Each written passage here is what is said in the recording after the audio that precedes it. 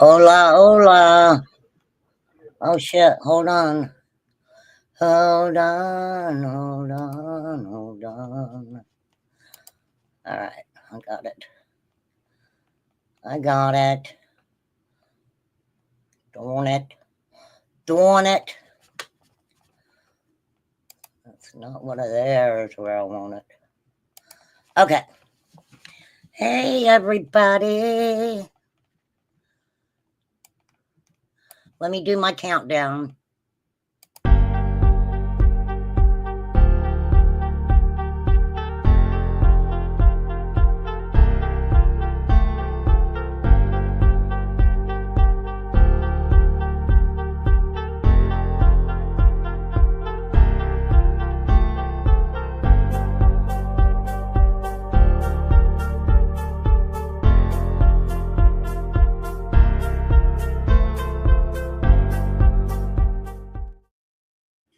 I wonder if people hear that in their sleep sometimes. You fall asleep with YouTube on, and then all of a sudden, do do do do do do do do do do do. Hello, Poppy. Thank you so much, Poppy, for dropping those. I have dropped the link to this wonderful native flute channel. It's got the most relaxing music and the most beautiful pictures to go along with it. This is our Keeper of Dreams, is what this beautiful young woman is called, with her owls. I love the freaking owls. Now, later on, if you want to switch it up to the butterflies, just let me know. We are here to hang out. Tiger Mama, how are you? Hey, Victoria, I haven't seen you for a while. Debbie Ho's in the house. H. Davis, you are just one of my favorite people of all time. For real. I hadn't seen Flies. I hadn't talked to her, but I hope she's doing okay. She sent me a lot of different things for to help me. She always sends me different cases and stuff. She sent me quite a few, so I think, she may be really busy. So if we don't see her, we love you, girl. We do. I'm thinking about you. I just don't want to bother her because I know she does all kinds of things. You're taking it one day at a time. Come and knock on my door. I've been waiting for you. Three's Company too. Oh, no, that's not One Day at a Time. What's the One Day at a Time song? One day at a time, sweet Jesus. That's all I'm asking of you. That's all I remember of that one. Where is my ginger shine? I have my ginger shine. I'm drinking ginger shine. Spread it around those YouTube streets. Remain calm as a slush. She drinks ginger shine.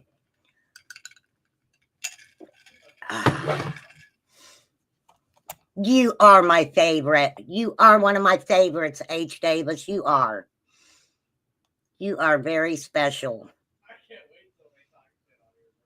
I'm special. You should sing that song while you're doing the funky chicken.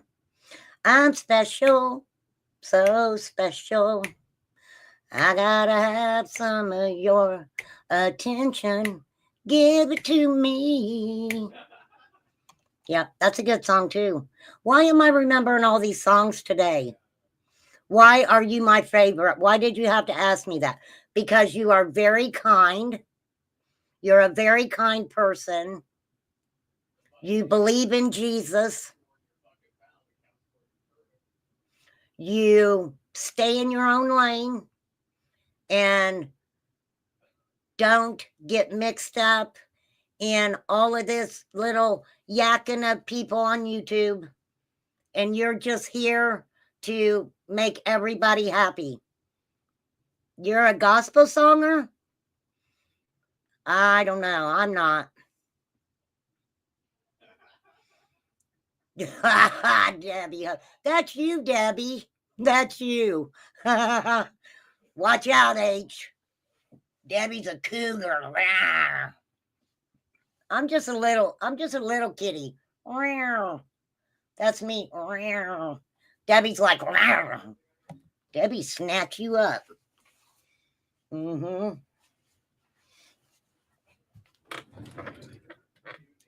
Crazy, crazy, crazy. So I have to mention this because I think this sounds crazy. So I'm going to, no, maybe I'm not. Let's not talk about that right now. I actually have someone who likes me. What, H, what do you mean by that? I actually have someone who likes me. We all like you. You mean you have someone in your real life, not on social media. That's what you mean. And that, I think, is a wonderful thing. It is. And I'm so glad for you. Don't tell Miss Sherry, though. Lord have mercy. She may run them off. You know that we got to question them. We want to know what her intentions are with you, H. We want to know. No, I'm just playing. I'm just playing, H. I'm sure whoever it is a wonderful person. We already knew that one from the other day with, oh yeah, he was on the phone a lot. That's, you know what, H? You are okay. You are all good in this hood.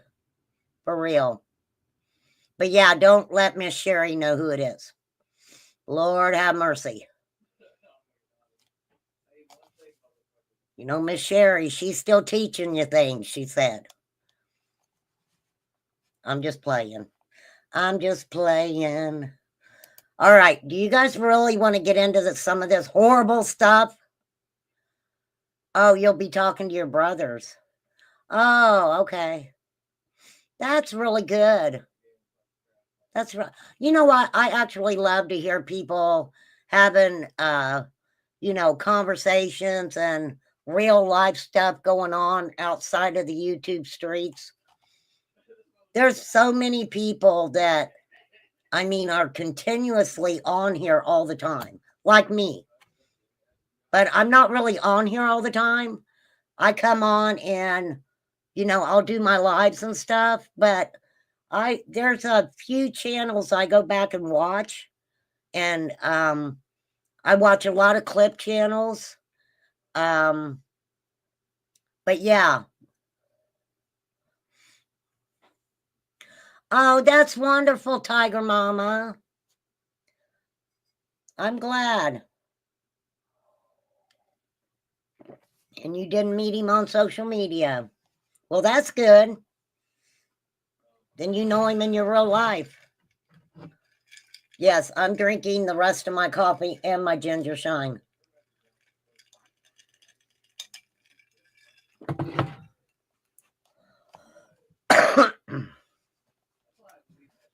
All right. And I got to go back through and check my emails more because I got so many. I have a lot. Okay. So we're going to start this off by talking about a disgusting woman from Texas. Trigger warning where needed.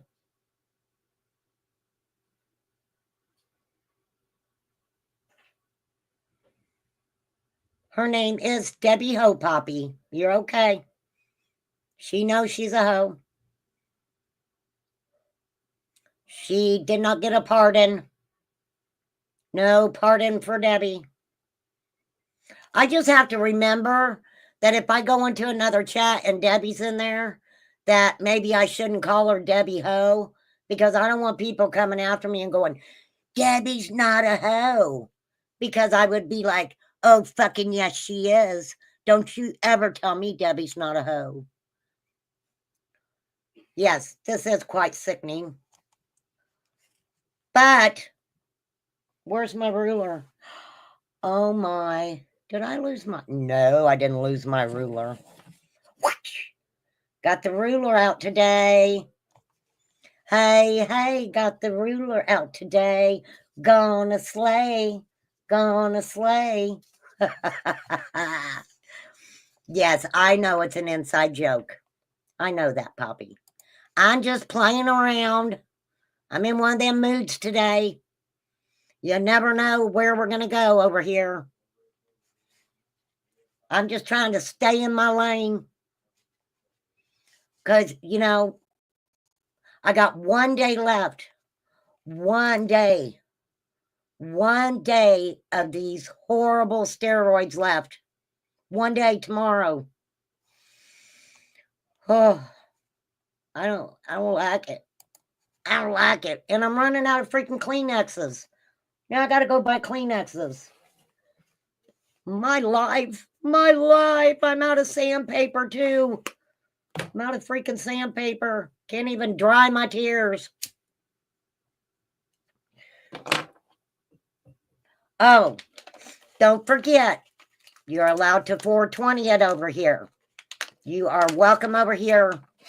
I have not a problem with a 420 fan at all. I mean, Nicole tells me quit eating candy. But, no, I like it. I like this kind of candy. You got 4 more days with a heart monitor? Oh. Well, I hope everything turns out good for you. For real, for real. All right, let's talk about this horrible woman. Now, what people don't understand is this is happening, and I'm really surprised that they even did an article on it. But this is from People Magazine by a writer by the name of Samira Asma Sadekwe. I hope I said that right. Now, this was from November 5th. But I can't... This woman looks familiar to me. Hey, Jenny. Mine too. Mine too, Jenny. Mine's stuck at 420. Okay, so let's get it right. And don't forget, my hands are jittery, okay? So, but I hate to say it, this is nothing new. Pregnant Texas mom allegedly tried to sell baby to the highest bidder. Juniper Bryson, 21, has been charged with sale or purchase of a child. What do you mean sale or purchase? A Texas woman is under arrest after she tried to sell her baby on a Facebook group to several people looking to adopt. A Facebook group. Hey, Karen with the C. A Facebook group. Usually, what they'll do sometimes, they will sell their child. They'll sell their baby to 3 or 4 different couples at one time. They'll get some money and then they'll take off running. Well, I think it's against the law everywhere, Tiger Mama. Oh, you're talking about 420. It's okay. It's okay, Tiger Mama. It's social media, okay? All right? I don't think the law's going to come and bust the door down over it, okay? I'm for sure. I'm for sure about that. Okay, anywho. So, this chick is 21. They booked her into jail on the 30th of October, according to online records from the Harris County Sheriff's Office. The investigation began in late September.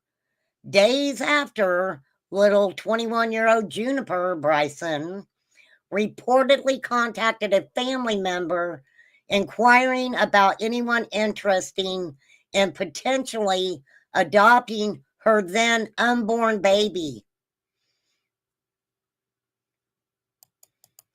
Oh, Lord. Lorda. She's 21 years old. She allegedly posted in a Facebook group, where birth mothers connect with families interested in adoption, claiming she was located in Houston, but was willing to travel to hand over the baby. Lord Jesus, take the wheel. Jesus, take the wheel. I would love that, H. Davis. Birdie, what you been doing, Birdie?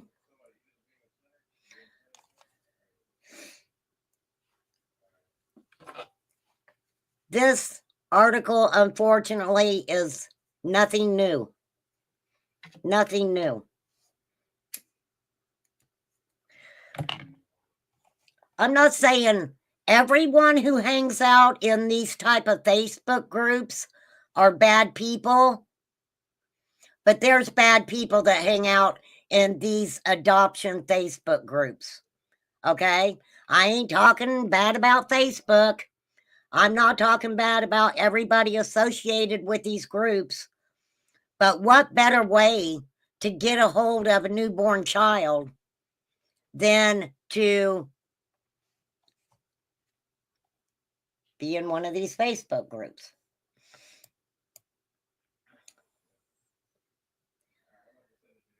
Investigators said the post was made on September 22nd. Several people responded to Juniper's post, including one couple that decided to travel overnight from Louisiana to Houston to be with her. Bryson allegedly asked the couple for money for food, and they sent her $25. A few hours later, she allegedly asked for $150. Was she really pregnant, I wonder? The couple eventually turned around and went back to Louisiana, but it wasn't clear if they explicitly rejected her request for the money. Which means, did you give her the money or not? Lord help us. Flies.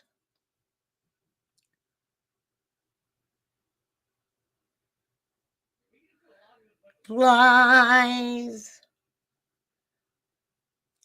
We got flies on the coastlaw, flies on the coastlaw, flies on the coastlaw, and don't you swatter away.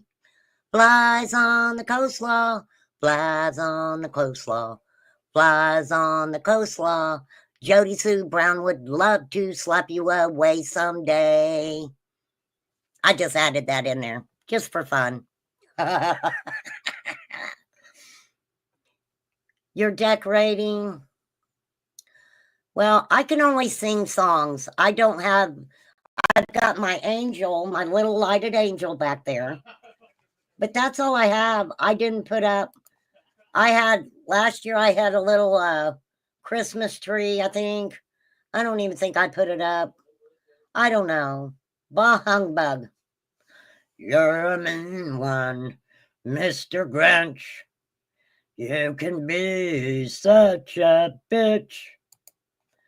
Hey, Cat Salads, Padre. So, a little 21-year-old.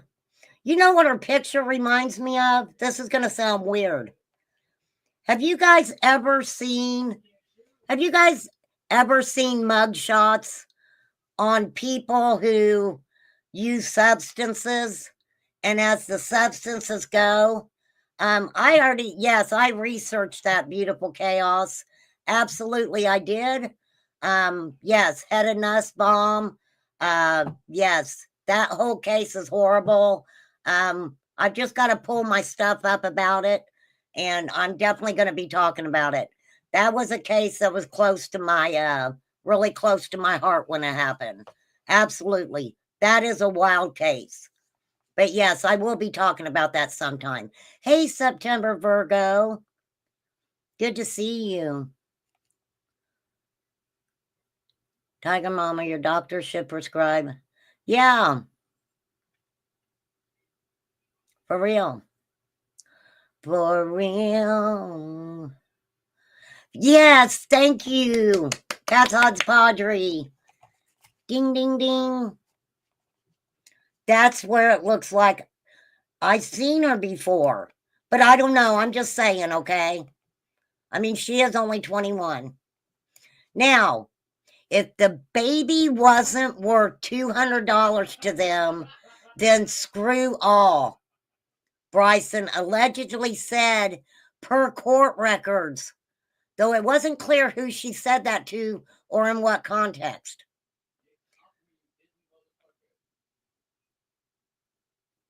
What? I don't know, September Virgo. I'd have to look. But I'm glad you remember either way. Either way. I think you got it gifted. I don't remember. But I'm glad. I'm glad. You guys rock. We will rock you. Okay. So, little 21-year-old gonna sell her baby on Facebook. If the baby ain't worth $200, then screw him. She said she needed the money to move into an apartment so I can work and get a job and get my daughter back, or a cheap down payment or any car to get to different places to DoorDash. Nothing crazy at all. You are 21 years old, and you honestly either think we're stupid or you are very naive, ma'am, to think that you could just sell your daughter, and then when you get enough money to move into an apartment and get a job, that you're going to get your daughter back from people that you met in a Facebook group. How do you know those people that you are meeting in this Facebook group that's handing you a little bit of money here and there are who they are even saying that they are?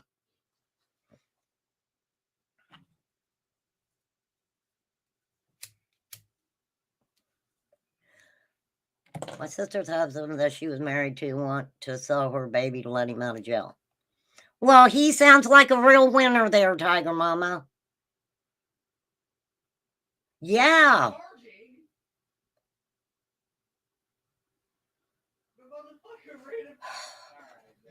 They do it though, Debbie. You can it is happening. It is happening on Facebook sites, different social media sites. You just have to know the verbiage to get into these groups. But it is absolutely happening that, and they're calling sometimes they're calling it rehoming. Rehoming.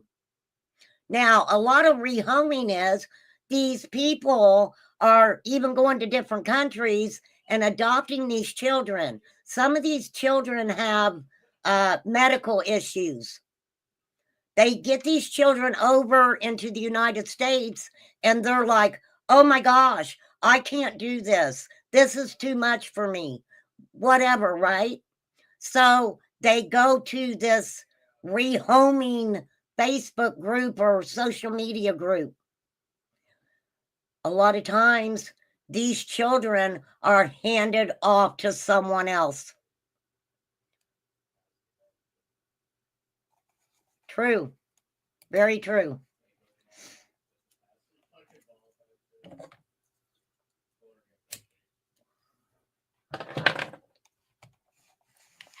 "21 years old. Are we stupid or is she naive?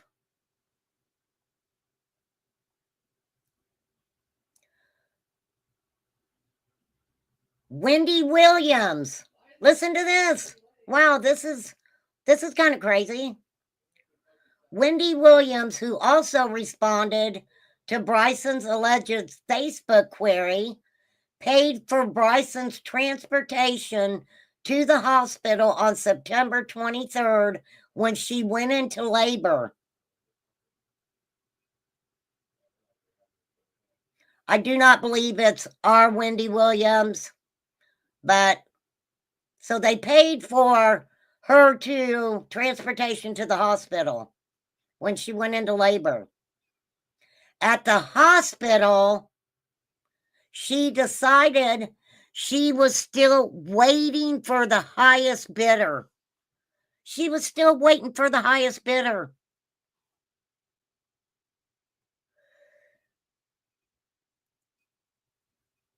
Well, that's a thought. That's a thought. Going into labor and still waiting for the highest bidder. Williams ultimately learned about Bryson's alleged plan to sell the baby after several people on social media flagged the issue to her. Williams said she was confused because payment had never been discussed. She reported Bryson to authorities. Bryson revoked her custody of the newborn. Well, that's good to know. She's been charged with sale or purchase of a child, online jail records show. It wasn't immediately clear if she had entered a plea or retained an attorney to speak on her behalf. She's being held on $30,000 bond. Well, if she's trying to sell her baby, and even in labor, she was waiting out for the highest bidder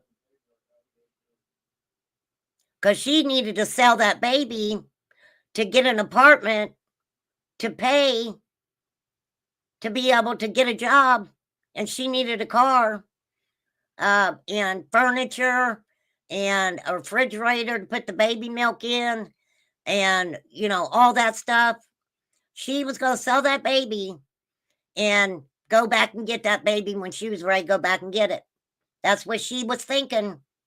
So I'd just like to know, I'm sure she hasn't paid for an attorney. So who possibly could be paying for her attorney? Wendy Williams? I don't know. But she's being held on a $30,000 bond. $30,000 bond. It does not say cash bond. So get your calculators out and tell me 10% of 30,000. Ready? 1, 2, let's see who can answer it the fastest. 1, 2, 3, go. Do do do do do do do do do do do do do do. Poppy 300, 3,000. I think you guys are just along the lines. Too little. Well, if 200 wasn't enough, for real. Yeah, it's 30,000, Birdie. Yeah, 30,000. $30,000 for trying to sell her baby.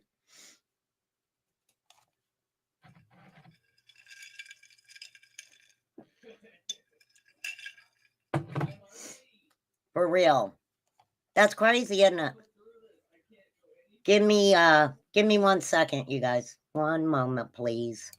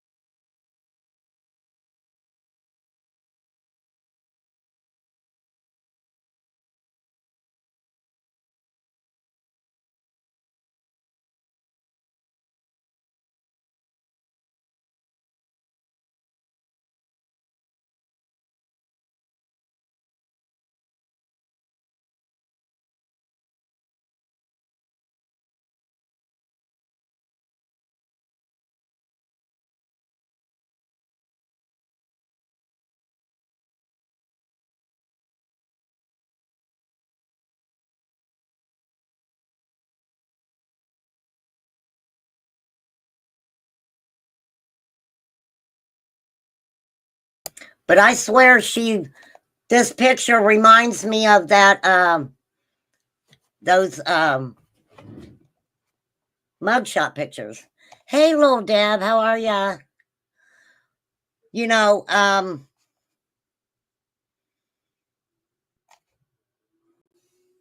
you would think she would have to be doing substances or something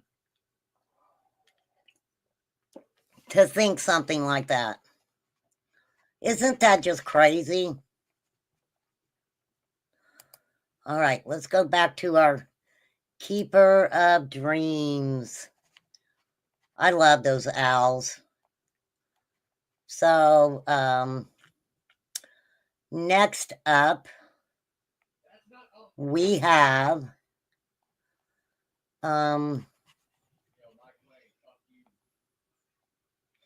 I mean, what do you guys think about that? Let's say a lady decides to allow her baby to be adopted, goes to an agency or attorney. Does the lady get compensated or paid by the adoptive family? You know, from my understanding of it, and I do not have a Google certificate on adoption, but from my understanding, in some way, they do get compensated, but a lot of times it's for prenatal care.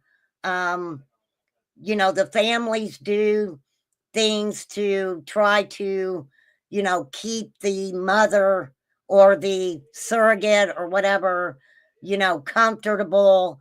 You know, so that way, but not all the time.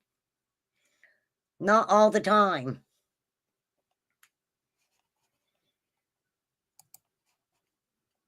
There's just so many different levels to it. Well, I don't have to worry about that, Karen with a C. I am giftless this year. But I did get my furnace. My furnace is fixed. And the guy was super cool. He was super nice. And he was here first thing this morning. So it was a good thing. It was a good thing. It's definitely for pre-delivery. It's illegal all the way around to buy a baby. It is illegal to buy a baby.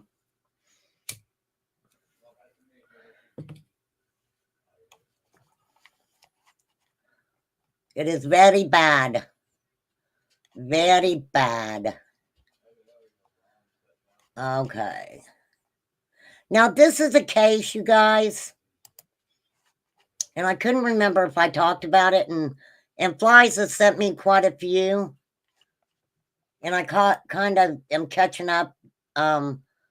Flies, me and Flies are kind of like on the same wavelength because a lot of the cases that she comes across, some of them I come across too, but then there's a lot of them that I don't know about. So I love when she sends me stuff, and when I got sick, I'm trying to catch up. I promise I am. I'm trying to catch up. Merry Christmas, Nada. You guys almost adopted a baby. You know, it is sad because, and I don't, you know, not trying to change the way the conversation's going or anything, but hang on, I dropped my ruler. I dropped my ruler, now I'm not happy. I need 4 flies to come over and slap me. Say, bitch, get it right. Okay, hold on. I can't think without my ruler. I'm back.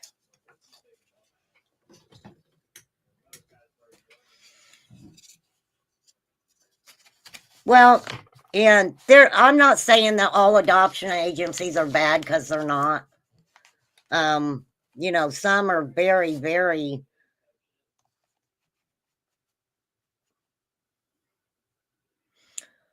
It's the agencies that are not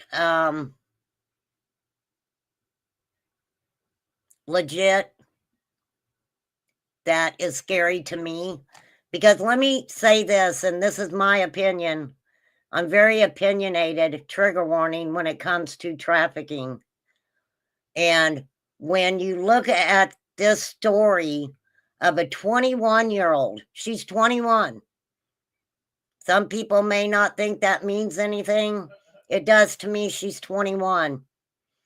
If the right people would have contacted her and offered her $10,000, do not believe me. I have a feeling that the baby,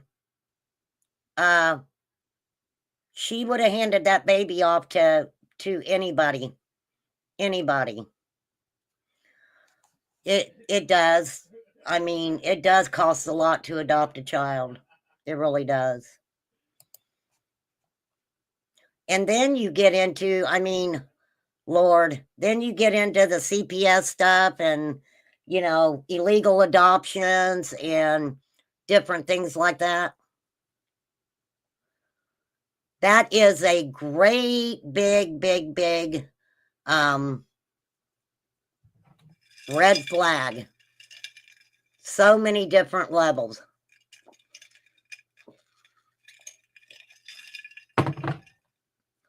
Okay, so we're going to pop over here. And this is from November 8th. But we're going to talk about it anyway.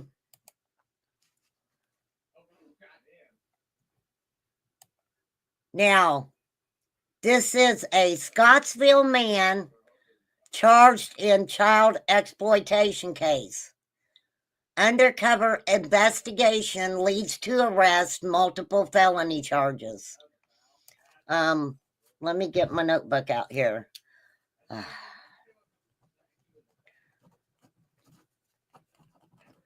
And I'll pull it up and see if we can get an update on this dude after I tell you what he did. So Bradley Keene, 25, from Scottsville, was found sharing child sexual abuse images online.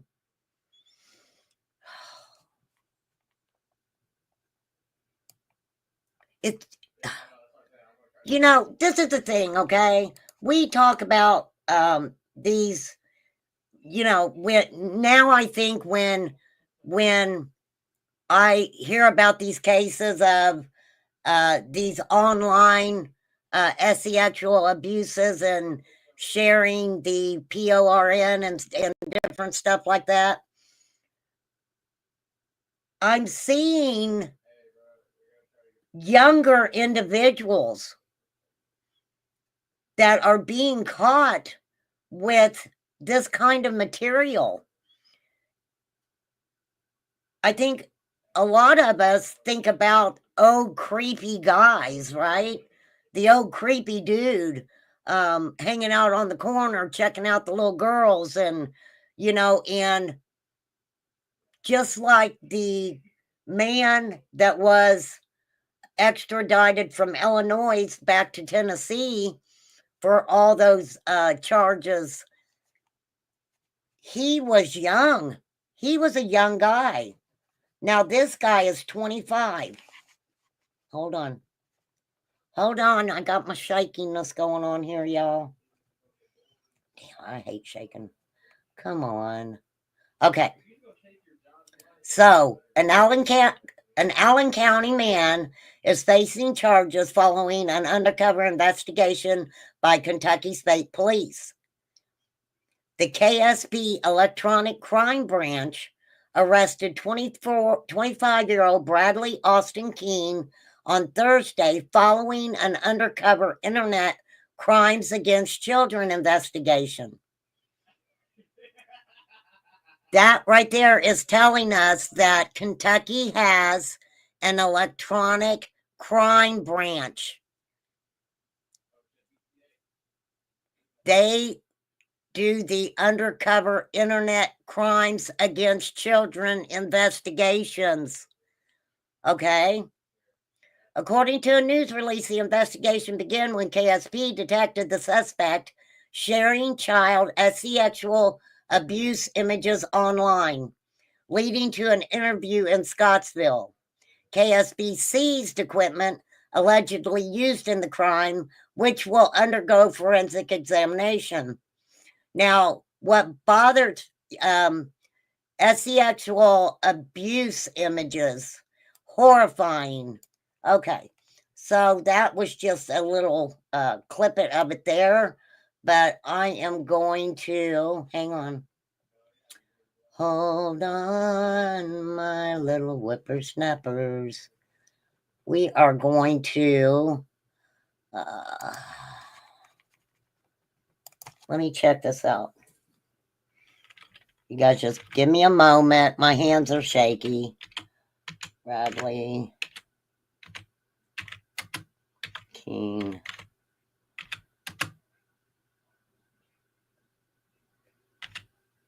Update. Let me see if I can get an update on this.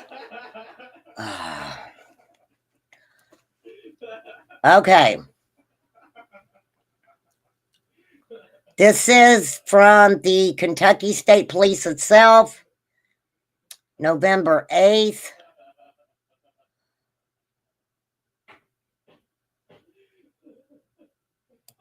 Let me check it out. Ooh. This is a really cool looking website. If you go to this website, Kentucky State Police, I believe you can put in put your resume in. For my information, Scottsville borders Tennessee. It's like 30 minutes to Gallatin from there. Wow. Wow, that's interesting. Okay, so on November 7th, at approximately 11:45 a.m., the Kentucky State Police Electronic Crime Branch arrested Bradley Austin King, 25, on charges related to child sexual abuse material. He was arrested because of the undercover investigation from the Internet Crimes Against Children. Wow.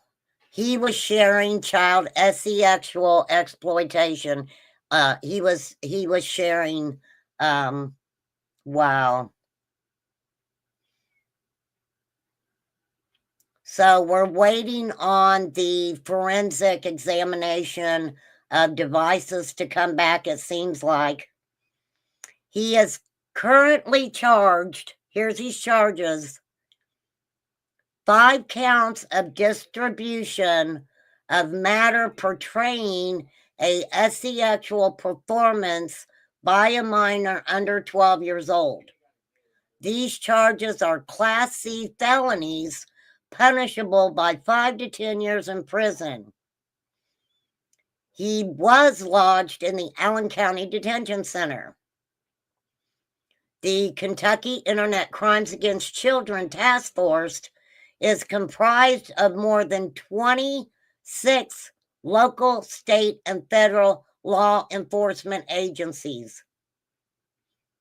The mission of the ICAC task force, created by the United States Department of Justice and administered by the Kentucky State Police, is to assist state and local law enforcement agencies in developing a response to cyber enticement and child sexual abuse material investigations.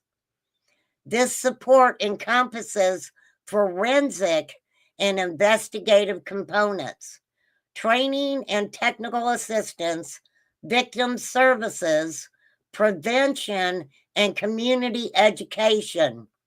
The ICAC program was developed in response to the increasing number of children and teenagers using the internet, the proliferation education.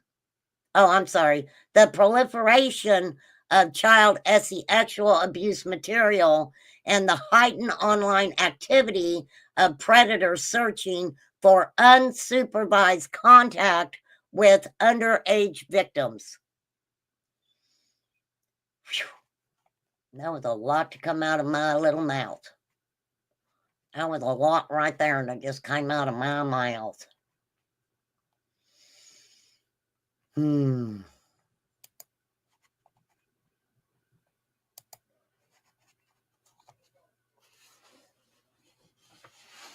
Bye, H. Have a good one. Say our prayers for us, H. The one in Little Rock was over 100.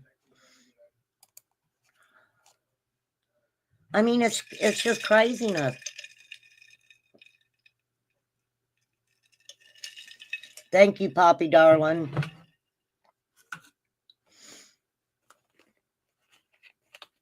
Thank you, H. I need all the prayers I can get, honey. There's Sassy Pants.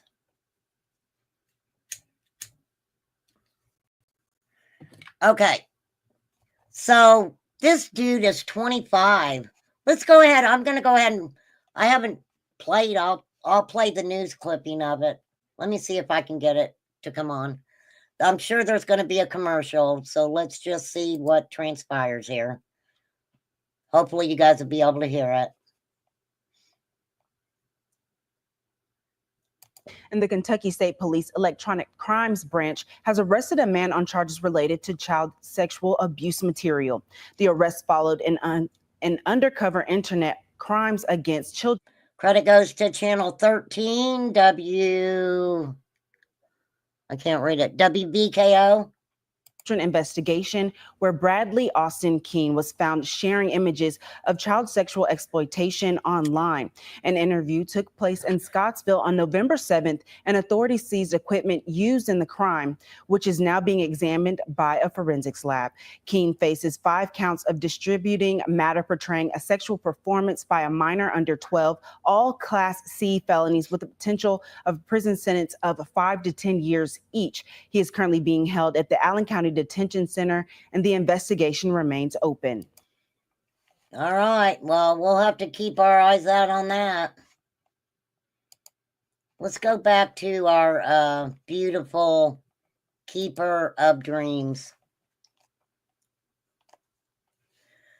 I know, September Virgo, you wouldn't believe how glad I was that I got my furnace working this morning. Because here I'd been sick and I was like, I'm just starting to feel better. I'm on these stupid steroids that make you go, you know, blah, blah, blah, like you're freaking crazy anyway. And I was like, Jesus, let me tell you guys, in 2025, I have asked Jesus, I'm like, look, Jesus, you know, can I have 1 year? No, I don't want to say that. Can give me a break? Just give me a break for 2025. That's all I ask.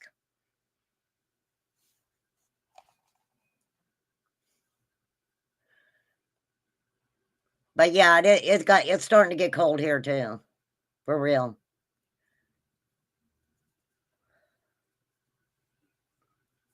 But like I said, really nice guy.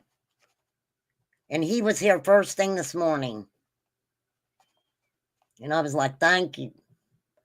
Thank you, mister. Thank you so much, mister.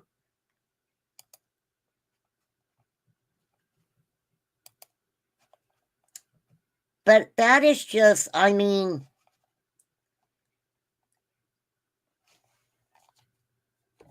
it's rainy in Georgia. Hey, my oldest daughter is Georgia Peach, Poppy. She was born in Georgia. Hello, Rapper. Hope you've been having a wonderful day. I don't know. I haven't looked out to see if it's raining here or not. I've been busy today. Not too busy, but busy enough. I'm trying. You know how when you feel better, you think you need to get everything done? That's been me the last couple days. I probably shouldn't bring this up, but is it just me or the percent committing these type of crimes are white male or no, you're not imagining that, September Virgo. You're not imagining that. I mean, the ones that we've seen, personally, the cases that I've seen lately are definitely in that category. Definitely in that category. Look at Steven Stern. Hey, we.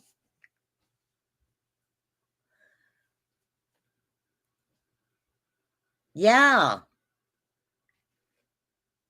I cannot wait. I said I would never do another trial.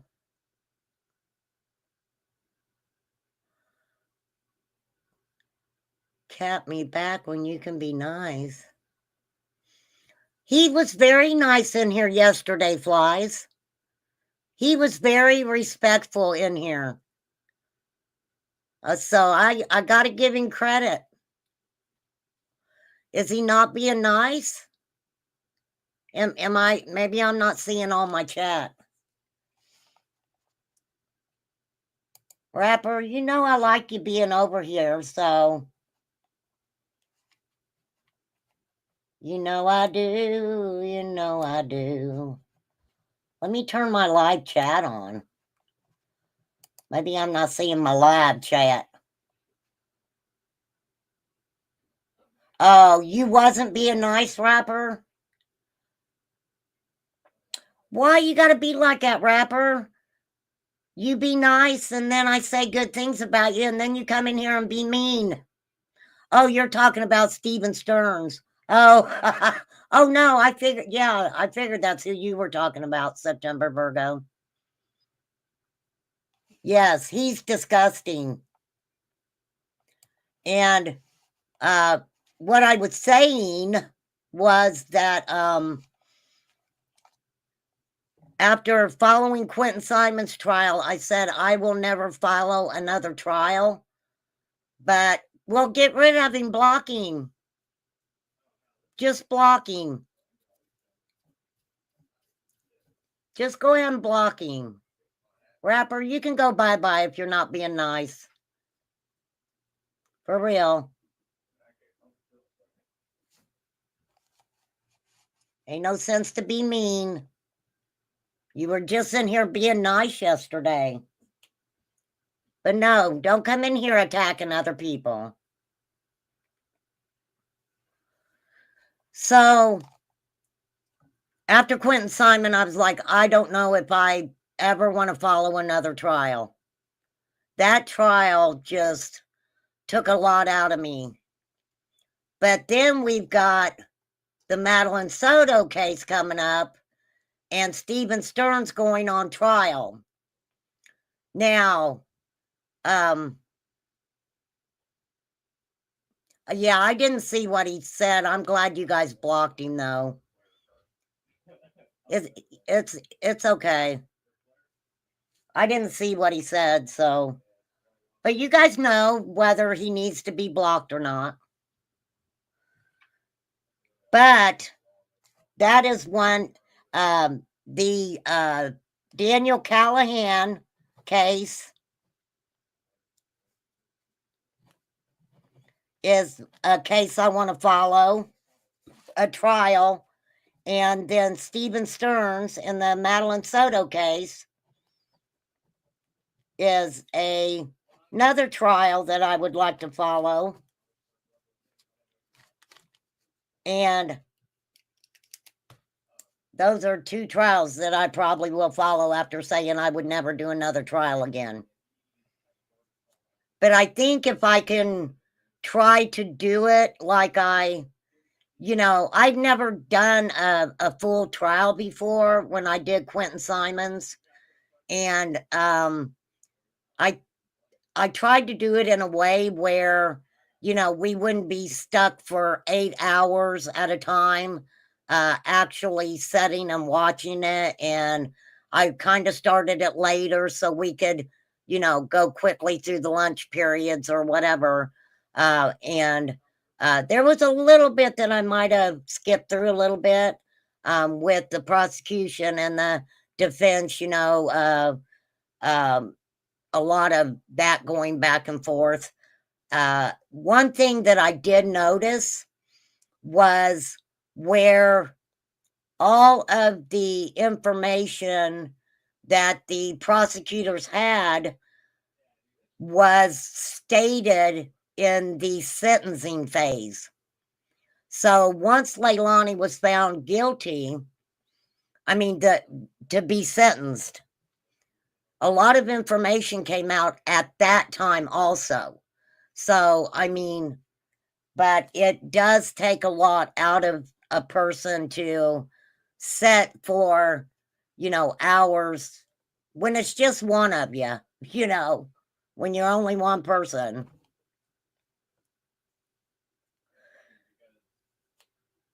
Rapper knows better, you guys. He does. You just have to block him when he gets out of line.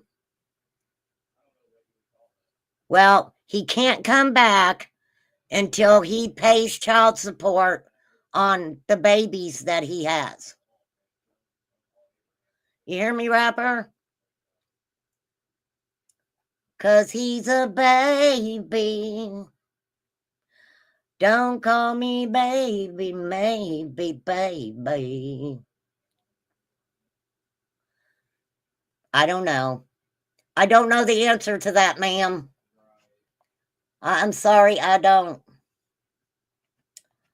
Okay, then here, over here in the state I live in, I think this is in my state.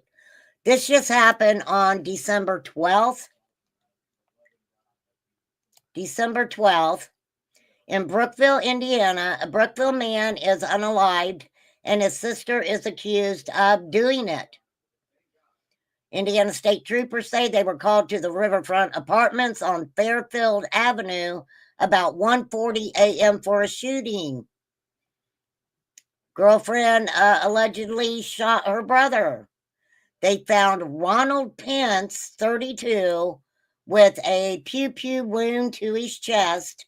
He was pronounced unalived at the scene.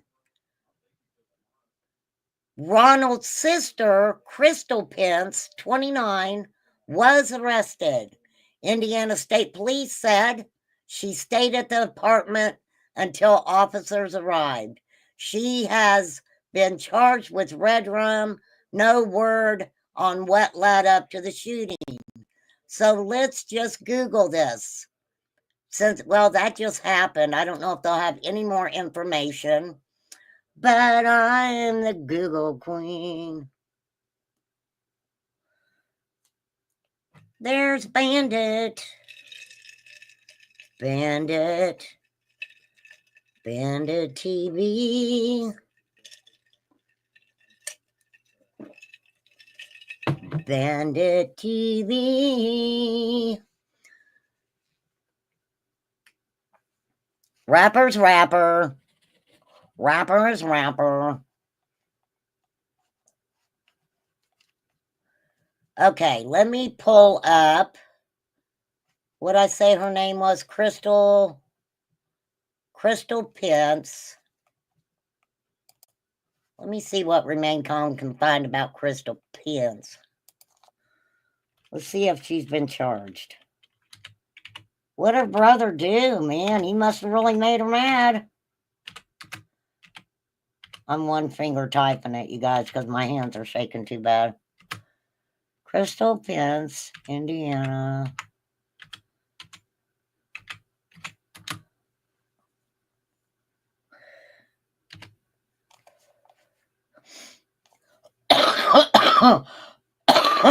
Excuse me, you guys. I apologize.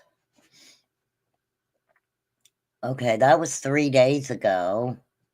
That was 2 days. Let me see. I think this is, we may not have any more info about it.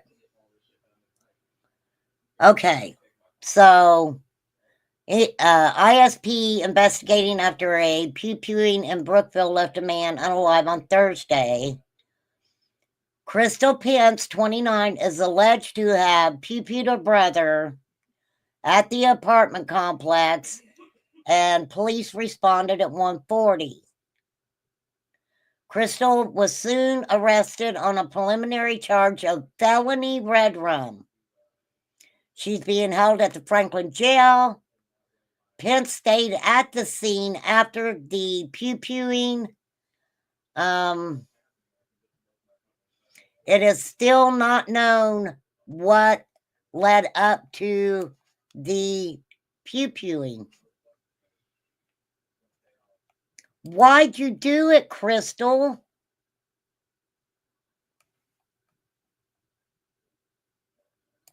All right, let's see what's on Facebook about it. Let's check out the old Facebooker. Okay.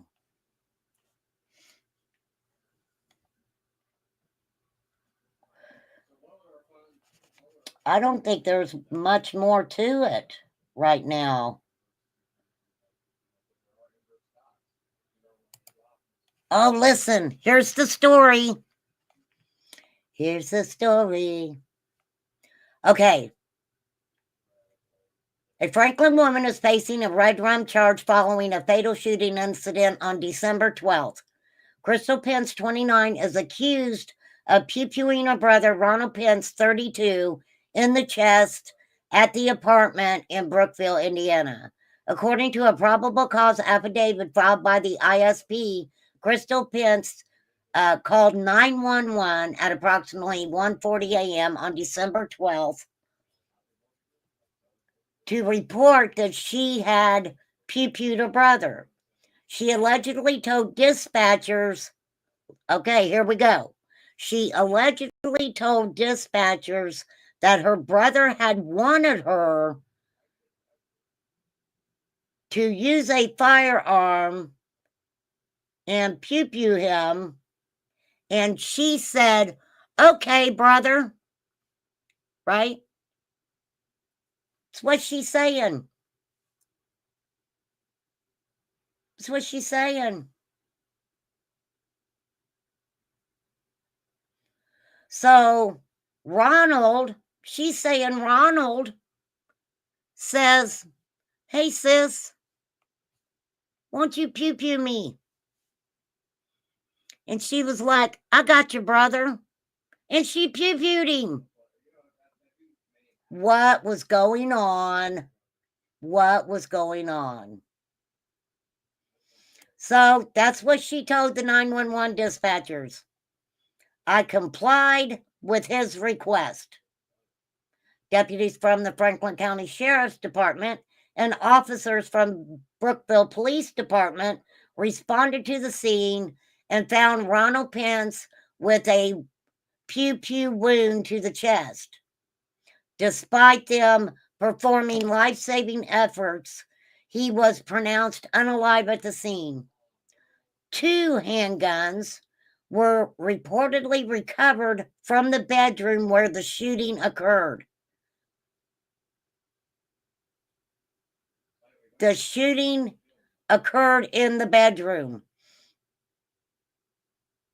So she's saying, me and my brother were hanging out in the bedroom, and he just said, hey, sister, pew-pew me in the chest.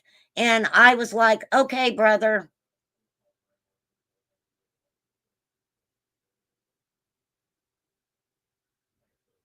Huh. She was taken to the Franklin County Sheriff's Department for questioning during an interview with investigators. She allegedly stated that she and her brother had been out at several local bars earlier in the morning.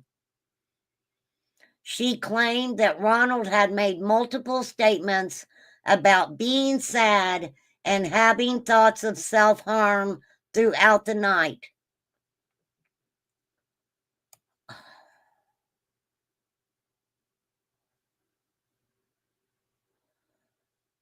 All right, so let me break it down. Crystal and her brother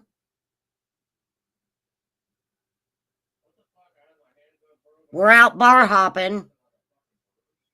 He was bummed out all night. Hey, Mr. Nobody. He was bummed out all night. Talking about self-harm. They get back home. They're in the bedroom. He asked her to do it, and she obliged. So upon returning to the apartment, Ronald allegedly asked to see their father's handgun, which Crystal kept in a small safe. According to the affidavit, Crystal unlocked the safe, and Ronald loaded the weapon with a single round of ammunition. Wait a minute. He then allegedly handed the weapon to Crystal and asked her to pew-pew him. She admitted to aiming the handgun at her brother's chest and firing one shot. But I have a question. If he loaded it with one bullet, what are the probabilities? I mean, what kind of weapon was it? Oh, a 9mm. I'll have to pull it up.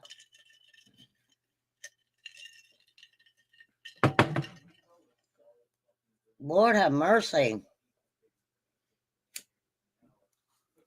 Because I don't know how those are loaded or anything.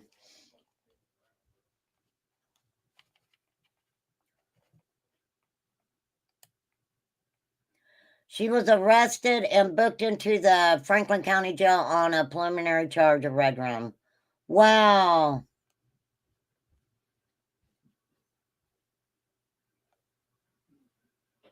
I'll read a couple of the comments here, because this first one is interesting.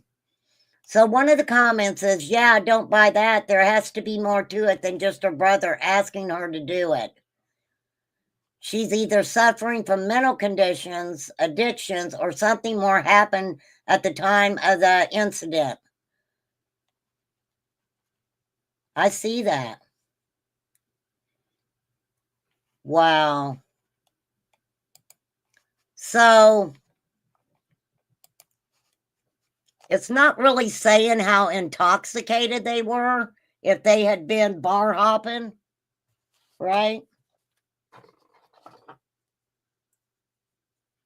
She reminds you of this. Oh, did you think? Here, wait, I'll pull a picture back up. Let me find it. You think she kind of reminds you of Jennifer Soto?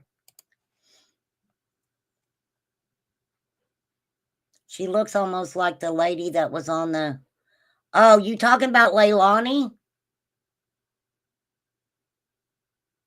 I don't know. This woman here, I'm telling you guys, I have seen that face before. The one that tried to sell the baby to the highest bidder.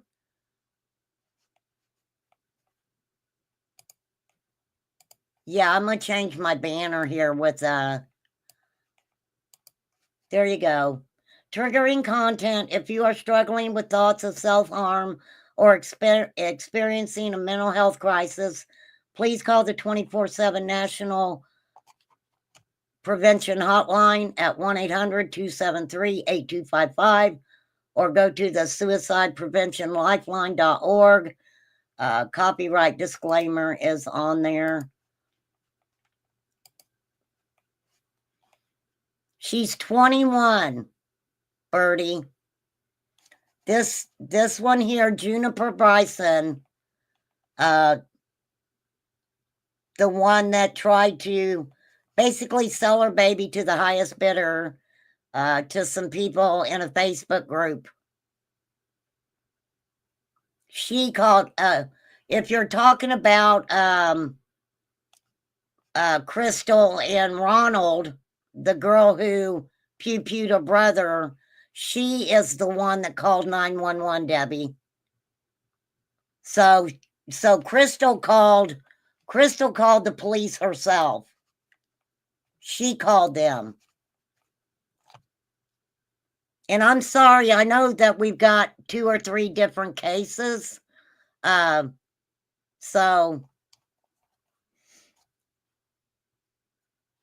that's what I do to y'all sometimes.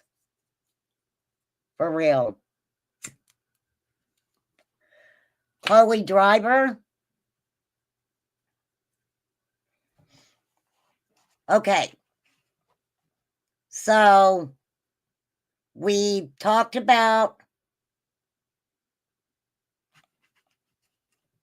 this woman who, I don't know, okay. So they're out bar hopping. And I'm going to kind of go backwards with these cases because I got one more case to talk about. So Crystal and Ronald, brother and sister, they're out partying. They've been bar hopping, it sounds like. Okay. And so throughout the night, Ronald is talking about being very sad and thinking about causing himself harm. And they get home and they start talking about a weapon that belonged to their father. I think it said father, right? Yeah, father's handgun. So Crystal gets it out. Ronald takes it and puts 1 round in the weapon. And I want to see how that is actually loaded. And says to her, sister, could you do this for me? And she says yes. Then she calls 911 herself and waits on police to arrive, right? Crystal, Jennifer, and Leilani. Yeah. Well, it's not putting 1 round in any weapon, Sky Maiden. It's how it fires. Here, I'll show you. Let me pull it up real quick.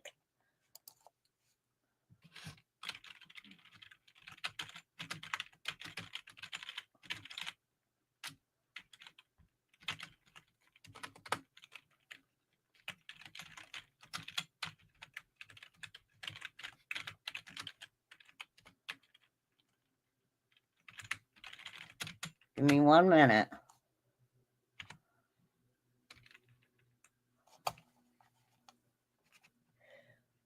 Okay. Did it say I'm trying to see if it's a magazine loaded weapon.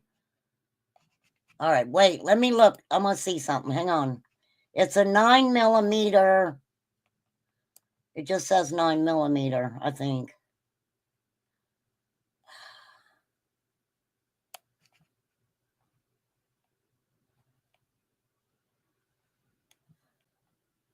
$9mm handgun.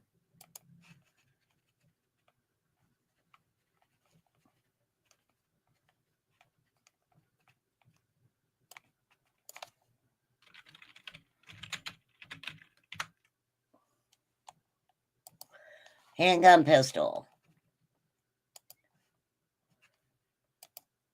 Okay. All right. Yeah, it's a magazine. So, yes, you can just put 1 in there. You can just put one in there.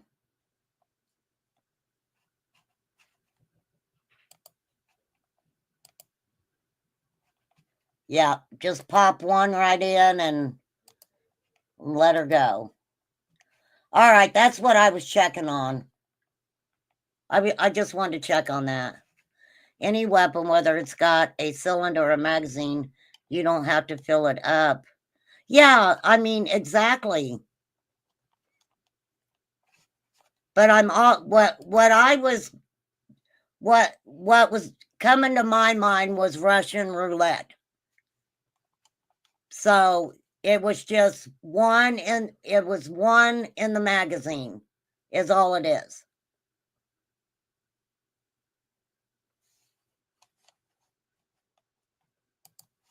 Okay.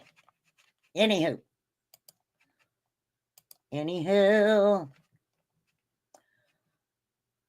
I think we are ready for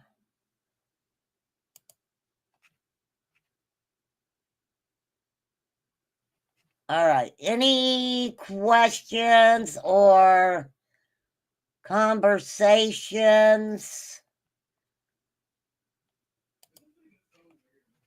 I still say, you guys, selling the baby to the highest bidder is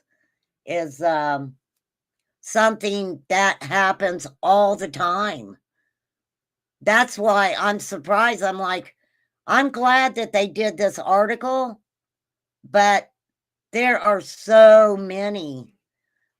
There was this big YouTuber, and I can't remember what her family channel was called, but they adopted a baby from China, I think, and it was a little boy. And they were all telling people, oh, we're doing this and he's got medical issues and they let this all play out on YouTube. Well, then all of a sudden, you didn't see the kid anymore. They even went on vacation without this little boy. Come to find out, they rehomed him. Then they had to come on YouTube and be like, oh, we just got to let you know that, a lot of people threw a flippin' fit about it. They did. They threw a flippin' fit about it. And I don't blame them. I do not blame them. Okay.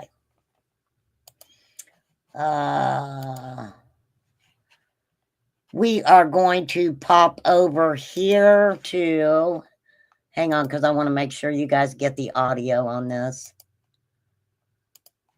Audio.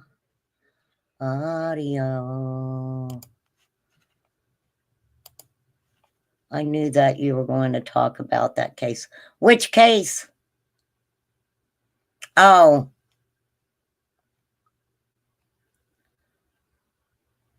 Girl, I talk about so many cases, I forget which case are you talking about? Which case did I mention?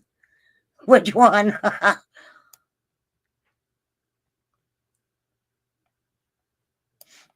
In this day and age, people do the craziest stuff. You know what I think is sad is because even like in the Diddy stuff, the Sean Combs, and now they're bringing out this stuff about Jay-Z, Beyonce, and all this other stuff. That stuff has been out for a long time. If you watch that, I don't really want to call it a genre, but like pop culture, I would say. Things have been being said about these people for years.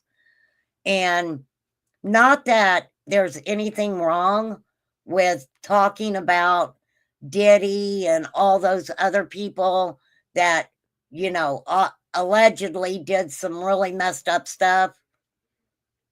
What we don't hear is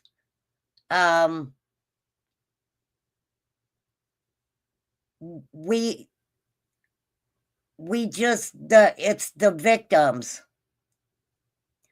The victims seem to always get lost in the chaotic world of social media. And absolutely, you want to know what charges they're facing. You want to see and hear the horrible things that people are saying they're doing or whatever. But behind those stories about these allegedly famous celebrity entrepreneurs, rappers, whatever, there's the victims. This one caught your attention too, Bertie? Yep, it caught my attention too. So I am going to play this. Let's see what we got. Fork, Utah. They were reported missing back in October of 2022, and within the last few months, they were found. Police say the disappearance was orchestrated by their father. You can hear this, right? Of the fundamentalist Latter-day Saint sect. Police released the name of the boys years ago, but out of respect to the family, we won't be doing that tonight. The boys were located down here, Fredonia, Arizona, after police received information in late August of their location. Here's what happened when police served a warrant on September 1st of this year. Sheriff's Department. Sheriff's Department. Come here, we gotta open the door. Come on out, guys. Come on. Let's calm down. Don't resist. Calm down, kiddo. They going in the door, lock it. Okay. There you go. I'm going to tell you guys something. Messing with this sect, it was Jesus leading the way for these boys to be found, because those organizations, they have places everywhere. They're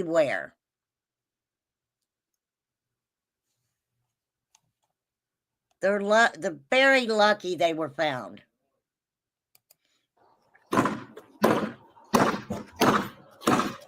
There you go.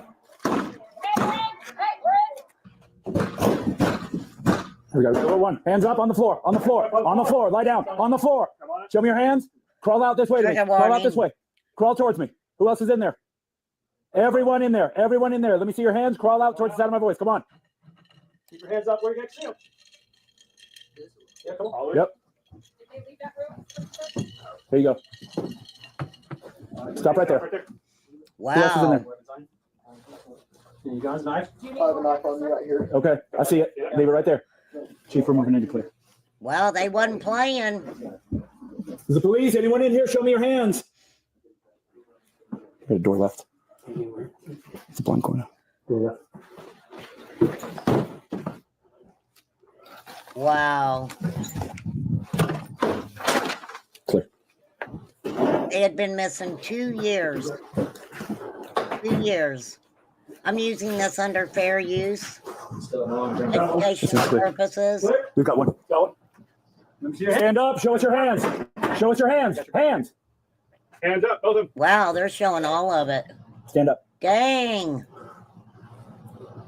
Hands up. Do you have any weapons on you? Moving in. Oh my gosh. Oh my gosh. She looked like the Wicked Witch of the West. Look at her.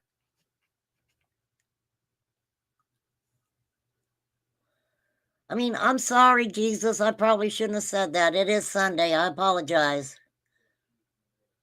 My mom's age group was a group when you tried to explain what was going on. They said, get out of here with that nonsense. Yeah. Yeah. For 2 years. 2 years later, they found him. And I'm telling you, these church sectors, or whatever you want to call them, they have places everywhere. Everywhere. I even heard about a woman from the FLDS that if the husbands and stuff would get mad at these women, they would kind of excommunicate them from the family. And these women would be made to leave without their children and go and try to make it in the real world. And they have no education other than what they've learned from the church.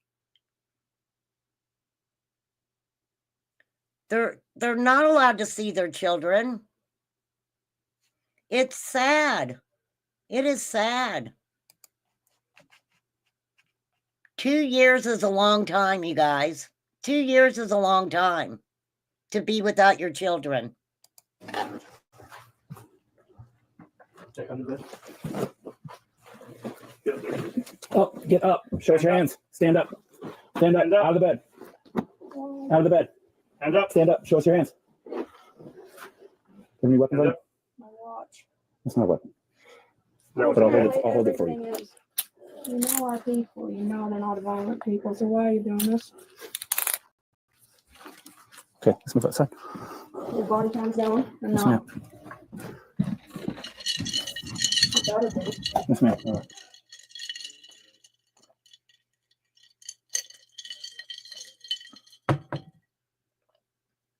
Well, the body camera was on. The grandmother and aunt who were taken into custody that night, you just saw them there. I've confirmed with Fredonia police that the father was not there that night, but is incarcerated. The boys are back with their mother in American Fork. I recently spoke with Shirley Draper, who was born into the fundamentalist Latter-day Saints community. And when the group was taken over by Warren Jeffs, she left. Now she works for a nonprofit serving people with polygamous backgrounds. It is very similar to many, many situations that we've been involved with, where a mother will, once she's expelled from the FLDS, will try to go and take her children from wherever they're held, and that reunification can be very, very difficult. Yes. And so this case is very, very similar to several others that we've Yes. been involved in. Yeah. It's always very heartbreaking. A lot of trauma is involved anytime a child is separated from either parent, and in these cases, they've been separated from both parents, and then hidden so that the parents cannot. Yes. Did you hear that? Did you hear that? They will even take these kids from both parents. Oh, you're fine, Poppy. From both parents. A lot of these people are listening to a man who's in prison. They're listening to a man who's in prison.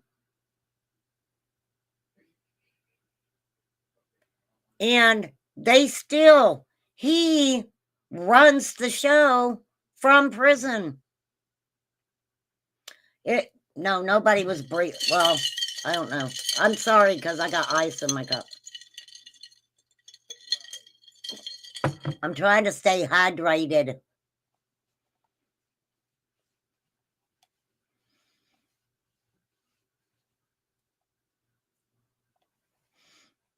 Well, I wonder if they're, I don't know, Bertie. That is a great question. That is a great question. To what extent do some of these churches not have to take accountability? I mean, we can get into talking about the Jehovah's Witness, right? Some of these organizations, they don't want you to call law enforcement. You have to go to whatever it is, the preacher, priest, whatever. And many times these churches take care of the situation in-house, let's say, and nothing becomes of it. I thought Santa was on my porch when I heard the ice. No, you're fine. No, you're fine, September Virgo. You didn't distract. You did not distract. That's why I just, I love you guys having conversations in chat. Absolutely. Indoctrination is real. Blythe, I would love to send Santa to your house, but I'm afraid. I'm afraid for Santa to come to your house. Okay? That's just it. I keep telling him, it's okay. She won't hurt you. He's like, I'm not sure about that. It was from the body cam. Yeah, the breathing heavy. No, it wasn't an Ernie Shell jailhouse call. Okay, that's not where the heavy breathing was coming in. It was on the body cam. All right, let me finish playing this. Reunify with them. So in times past, we've been able to many times just get a court order and go and really peacefully resolve it. I think a lot of times the people who have the children, they're terrified. They're terrified for their lives and their salvation, and they're doing what they think they need to do to get to heaven. But there really are ways to resolve this without creating a lot of the hiding and driving people underground. I mean, is that part of the sect somewhere where that is part of what you're supposed to do with the children and keep them away from other parts of the world, in essence? Yes, yes, absolutely. I mean, the children are to be raised as calves in the stall. That's a biblical term.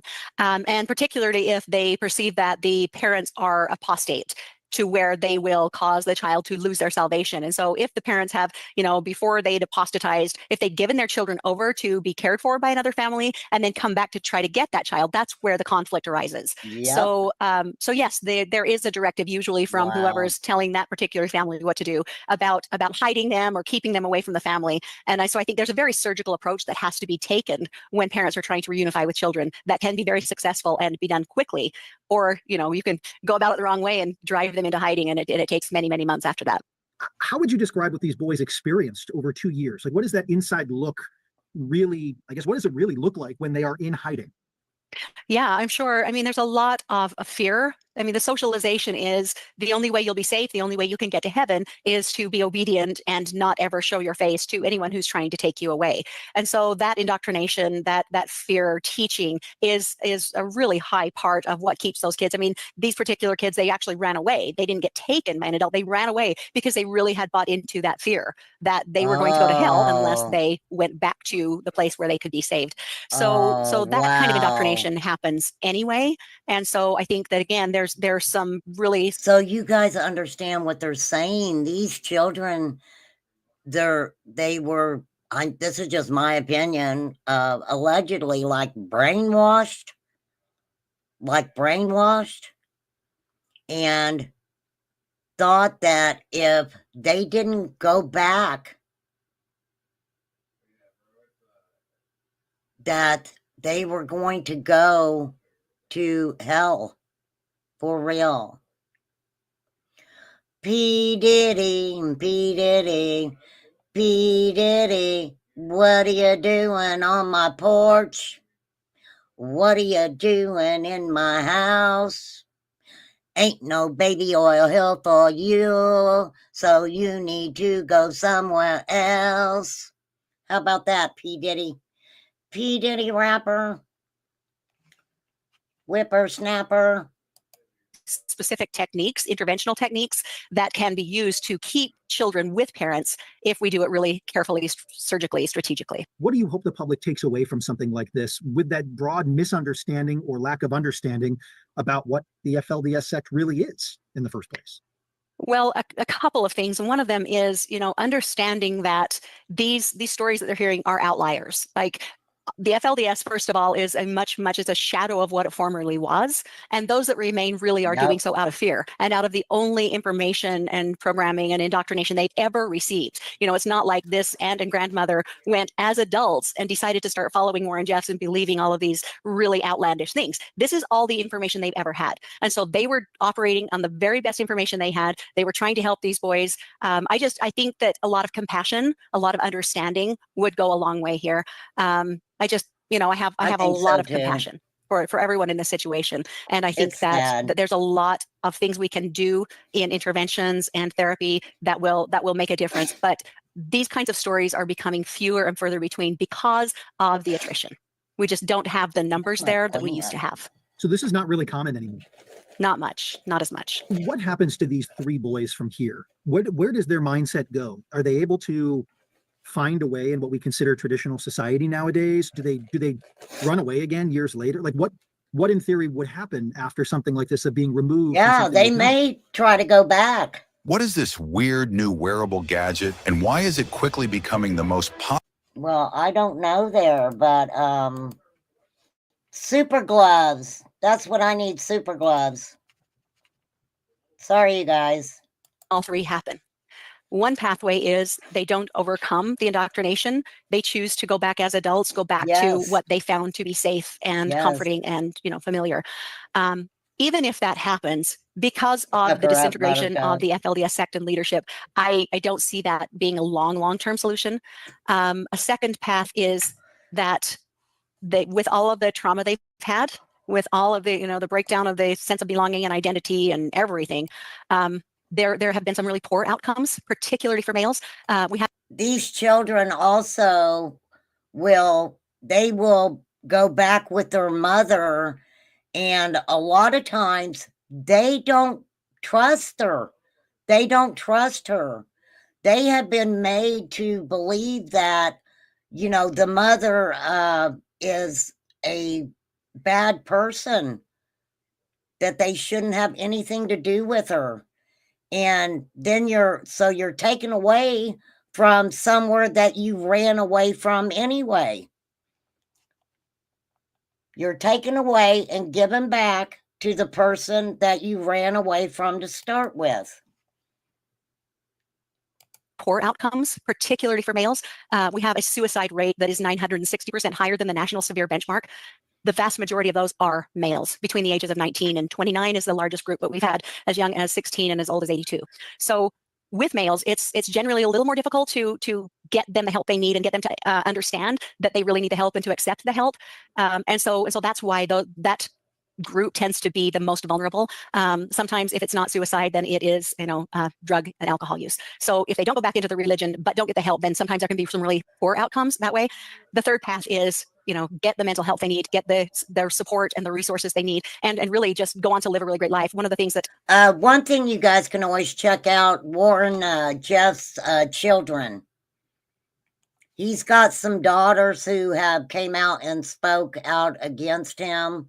I know there used to be a YouTube channel, and I can't remember what it's called, but I believe they were sisters, and they were helping individuals leave the church, but they were having to sneak these girls out and everything else because the family would not let these girls leave voluntarily at all. So it was interesting, but I can't remember the name of it. Yeah, the Warren Jeffs documentary is pretty good too. The Marxist population, with the services that we provide, that we see is that it's also a very resilient population if they get the resources they need. And so really, the three paths diverge rapidly, and a lot of that really depends on the kind of help, if it's trauma informed, if it's evidence based, and if it is culturally appropriate that these boys can receive and how quickly they can receive it. I knew that pH mattered, and it has mattered how for many me. commercials we got here?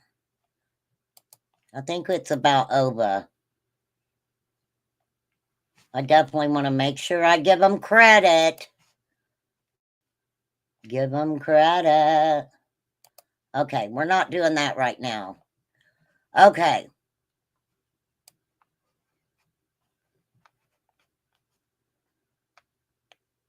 Let's go back to our Keeper of the Dreams for a moment. Okay, so what do you guys, so we had the 21-year-old trying to sell her baby on Facebook.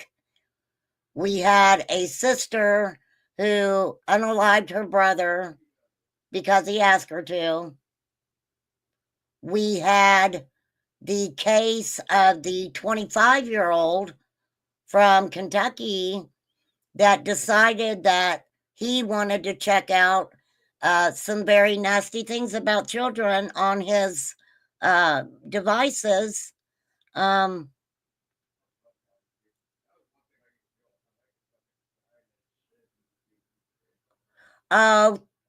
I remember now, September, Virgo. I remember when you got it. I was really excited. So absolutely thank you to whoever gave out some memberships, because that is really kind of you guys when you do that.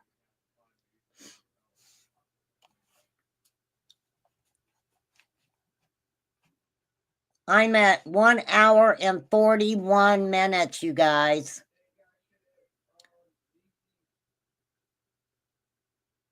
One hour and 41 minutes.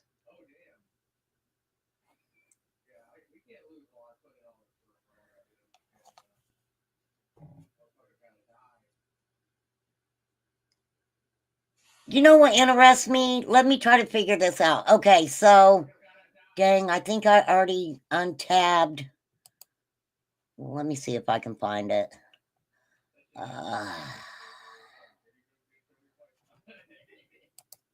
Here we go. So, Bradley Keene was 25.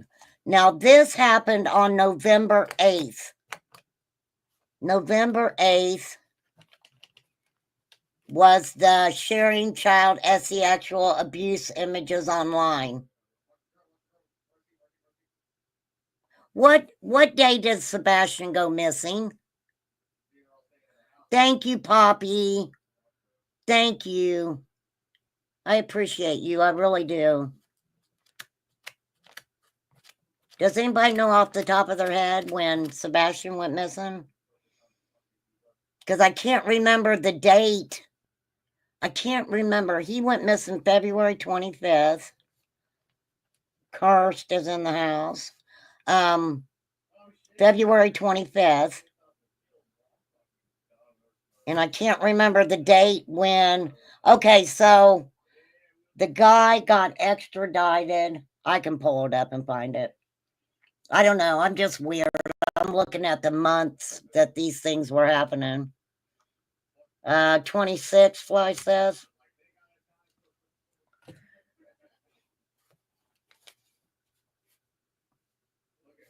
The guy that got extradited back, that was right after Sebastian went missing. Here, I'll pull it up real quick. Because I can.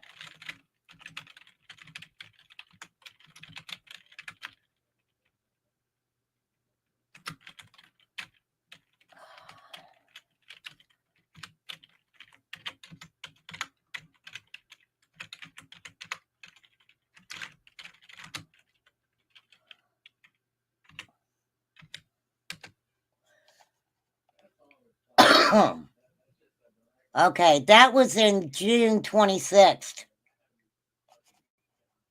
Okay, this guy that was extradited, that was around June 25th, 26th.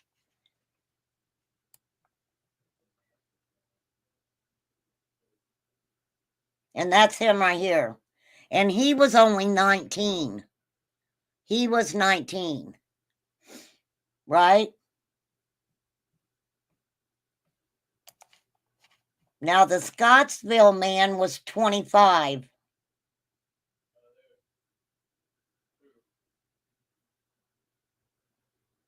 And Sebastian went missing in February.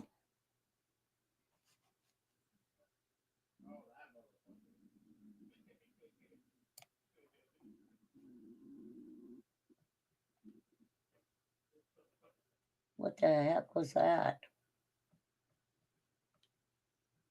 I do not know. Okay, so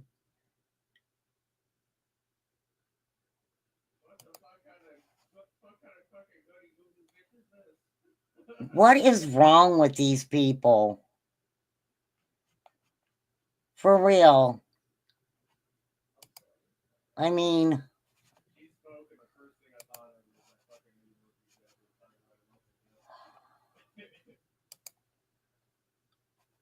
okay, hang on. I'm trying to. Okay, that's on my watch later list.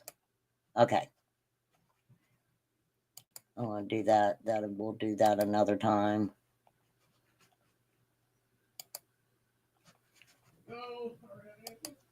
I mean, even if you guys look, the amount of, I mean, if you check your own area and it shows you where all these RSOs are, I think people would be very surprised to pull up the RSOs in your area. You think he's scary looking? Yeah, he definitely looks a lot more scarier than the other one, doesn't he? Yeah, he looks a lot more creepy. For sure. Close, but no cigar. Well, I'll give you a cigar anyway, September Virgo.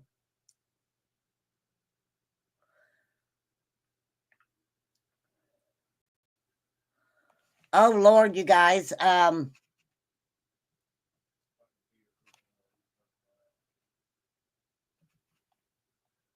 Do you want me to do this last case, or I should save that for in the morning? Because it's kind of a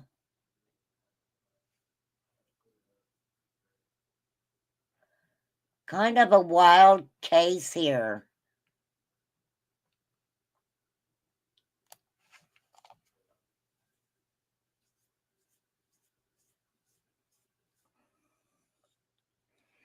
I was reading there is a group of pushing to get rid of those maps that goes against privacy laws.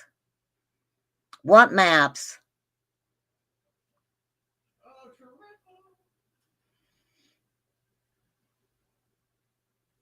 I'll have to pull it up. There's a site that you supposedly can get them for free. And I can't remember what it is off the top of my head. That you can pull up and find them in your area. And it'll kind of let you know. Oh, that's what you're talking about, Debbie.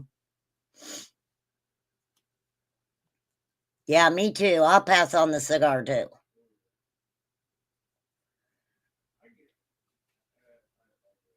For real. Yeah, the maps with the red dots. Well, you have to have a light. You're supposed to have a certain colored light for different things. Let me see if I can what color?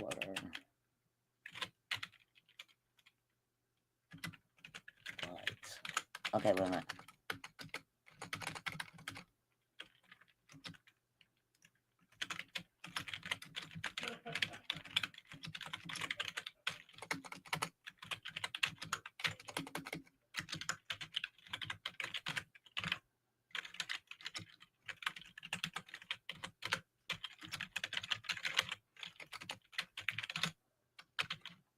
Wait.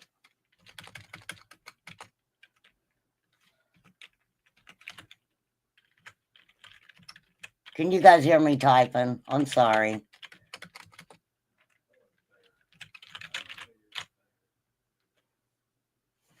All right, let's see what we got. We have different we need to get, wait, I got to get this guy's picture off here. Go away, creepy man. Go away, creepy man. Creep.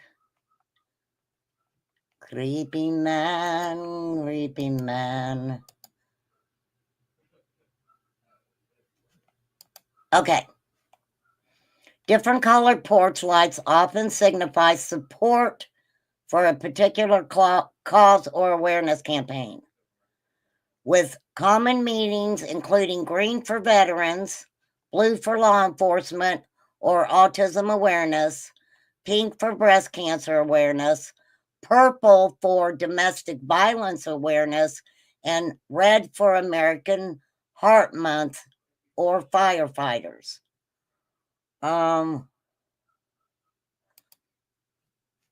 Okay, so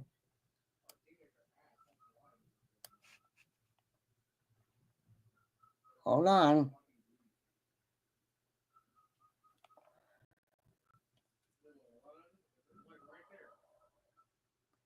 Some people use colors associated with medical and mental health conditions.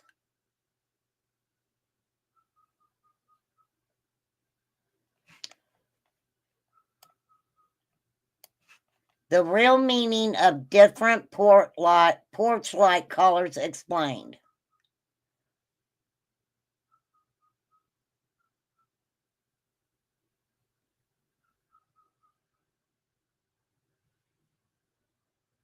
I will find the answers. Okay.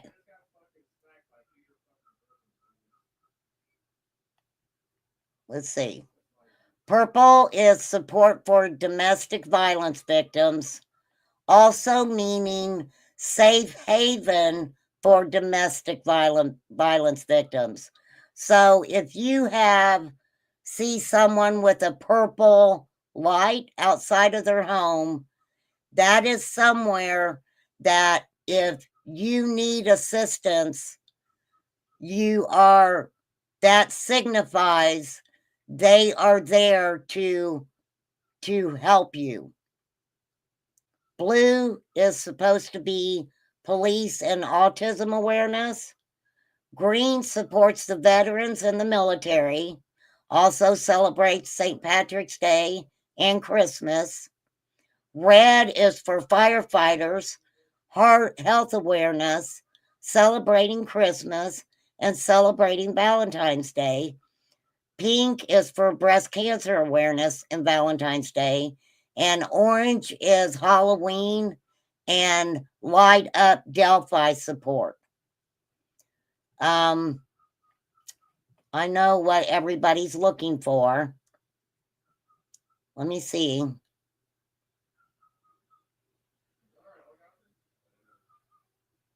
In 2017, a movement called Light Up Delphi began that was based on orange porch light colors. These were signified that the two young victims whose lives were taken in Delphi, Indiana, to show support for the families and a desire to catch the Red Rummers. You probably are. I'm getting there. I know everybody wants to know. I already know the question. What color for the orange hose?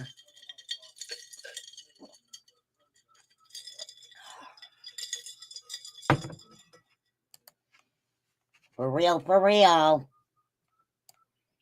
I am getting there. We got black, Halloween.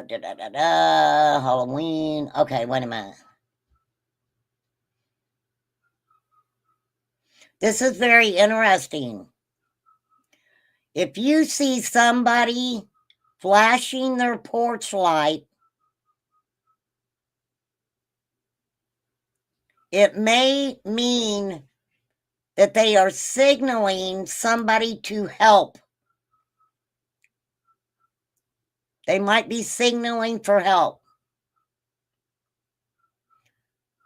Call 911 if you see somebody doing that, and it's continuous. This is about supporters never heard about an RSO light.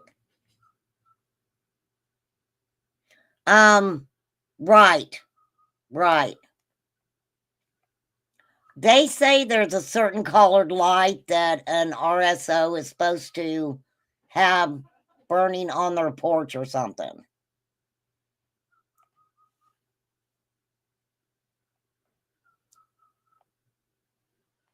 Okay, so let me pop over here and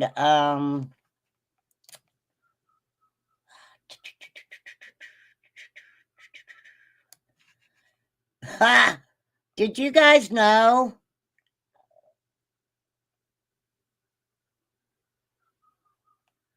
Did you guys know that blue lights in a restroom allegedly prevent substance users from finding their veins?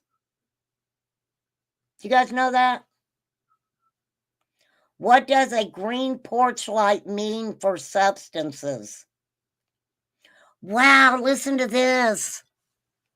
So, a green porch light for substances means that the individuals inside that home have Narcan. If you see a porch shining a green light in Salina, you have found a house joining the fight against Fent. A green porch light means there is Narcan inside and someone who can administer it. Wow. That's really interesting. Wow.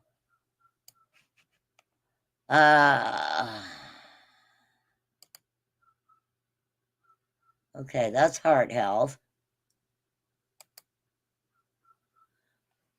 The purple lights that illuminate landmarks around the world serve as a powerful visual reminder of lives lost to overdoses, the grief of those left behind, and the ongoing struggle to address the global overdose crisis. The lighting of landmarks in purple also serves to break the silence surrounding substance overdoses. Wow, that's interesting. Okay, what are some signs of a creepy neighbor? Sometimes it's nothing you can specifically point to. It's the neighbor's manner, the hours they keep, or the emanating smells. Other times it can be more concrete. Troubling noises, anger, actual threats against you or your family. Wow.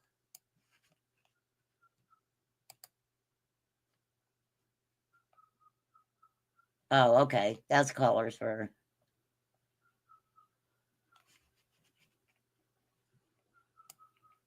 Wow.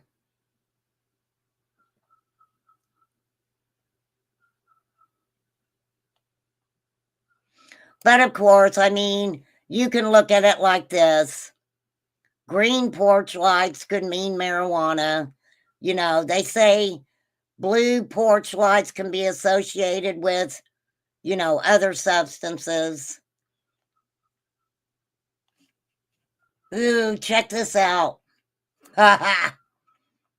13 substance dealer secrets hiding right in front of you.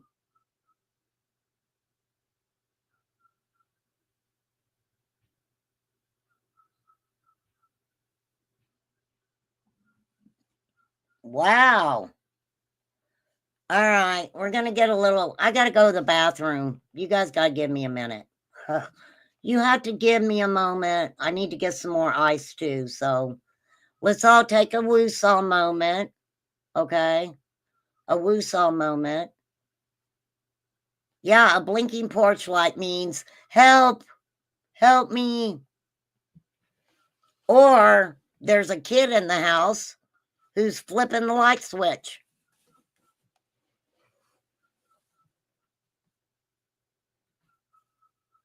I shall return momentarily. 420 it.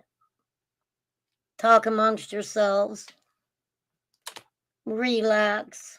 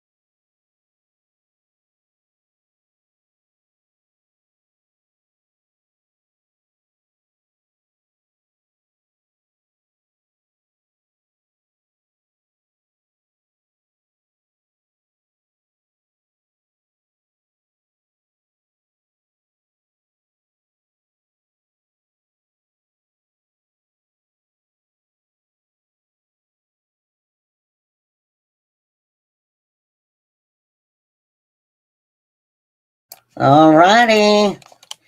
Back in the house.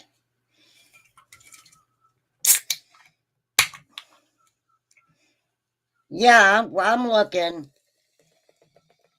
We're going to see.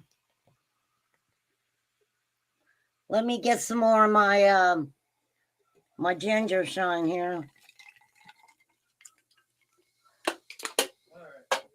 All right, be careful.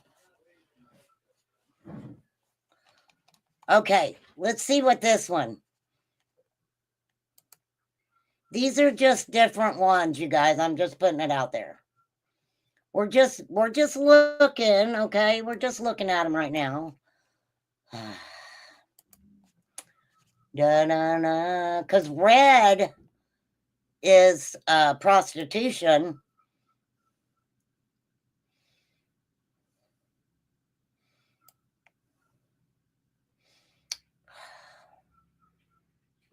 Do you know that blue lights also can represent alopecia? Somebody with alopecia. September, did you guys know September is Alopecia Awareness Month? Cheers, everybody. My big ass mason jar.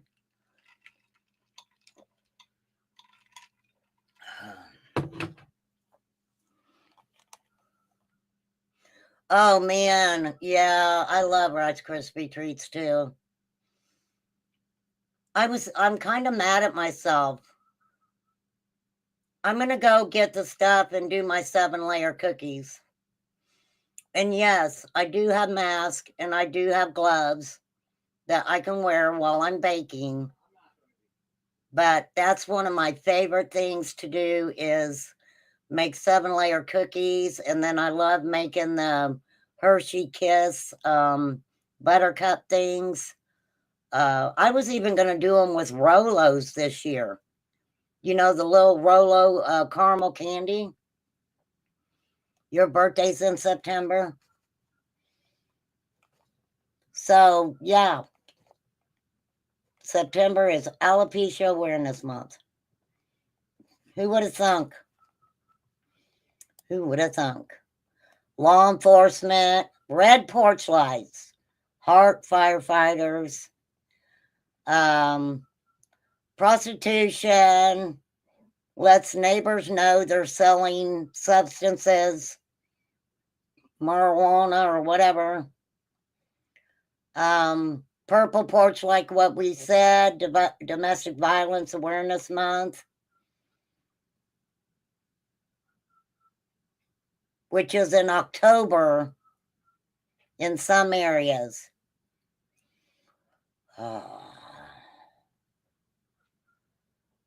Orange porch lights, like we said, orange porch lights. A lot of the orange porch lights came out for the Delphi girls, Abby and Libby, for justice for them. And we know that the person who committed those crimes has been found guilty of those crimes. But it is to support justice, bringing criminals to justice. That's pretty interesting.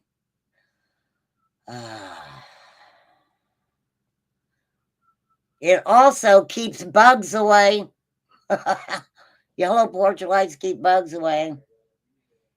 Okay, let me see. Of course, we have pink for breast cancer awareness. Okay.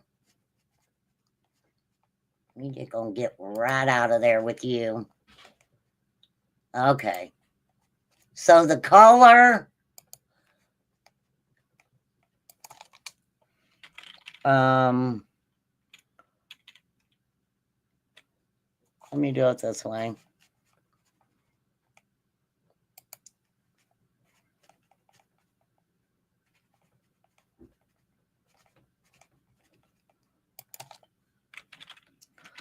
For registered, I cannot type. I cannot type with you guys watching me. I really can't. Okay, let me get this figured out. For registered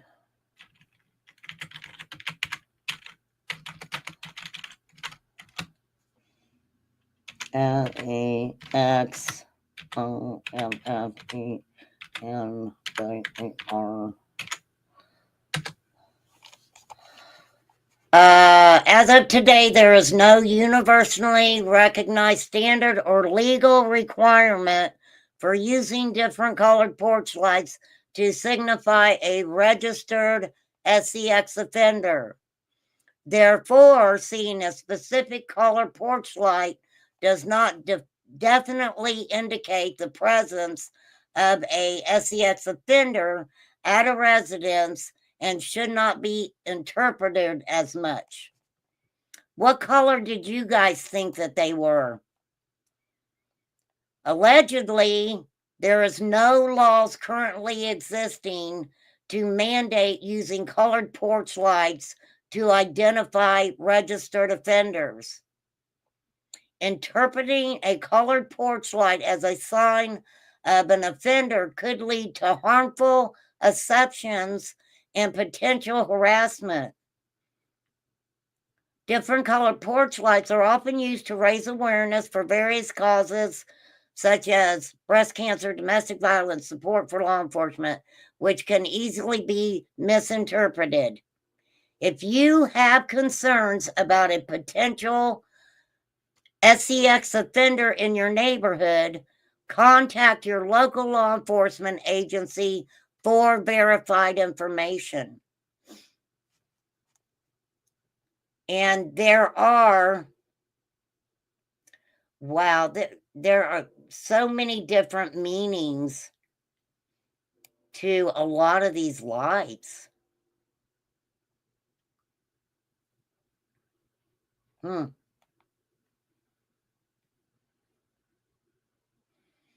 But there is a website you can go to.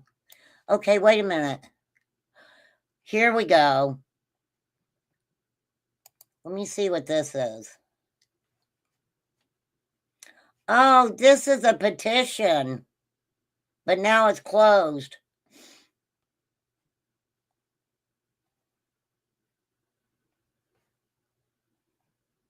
What? What is this? Now, this petition is closed. This petition is closed.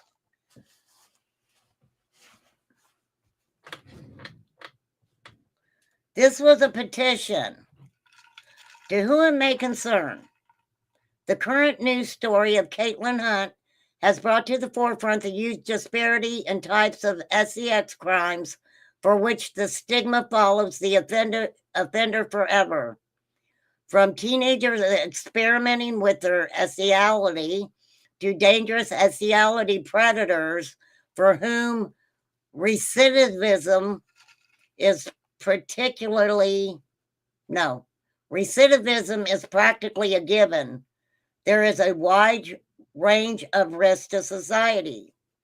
The Adam Walsh Child Protective and Safety Act has required states to adopt uniform registry rules in order to receive funding, but many are reluctant to stigmatize the group least likely to reoffend or to become adult offenders. Statistics show that experimenting teenagers are part of that group. Okay, but what's that got to do with color coding? As a parent, when I checked a new or future neighborhood for sex offenders, I am unable to differentiate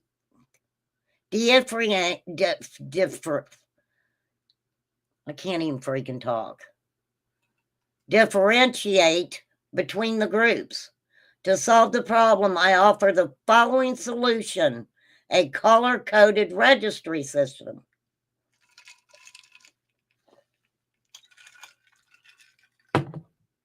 Like I said, this petition is closed. Interesting. Anybody can do a petition, you guys. So her suggestion was blue meant teenage offenders, consensual experimentation. What? Orange for R, sexual assault in the first offense. Red, adult, violent offender. Child mo, repeat offender. Now, that is where we all got the red. Put a 1 in chat if that is what you've always heard that a red light means. What, or put in the color that you thought was associated with RSOs, colored lights. Yeah, alopecia is balding. Yeah. Yeah, alopecia is where you lose your hair. For real. For real, for real. Never heard of red light or any color light? Yeah, I don't remember either. I mean, I always, of course, you know, we always think about the red light district, right?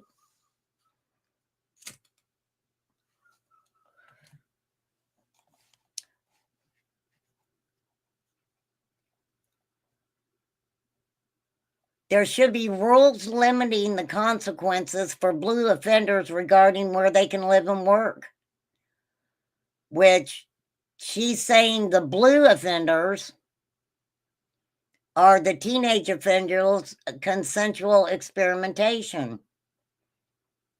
But why would you want to put a light out for that stuff?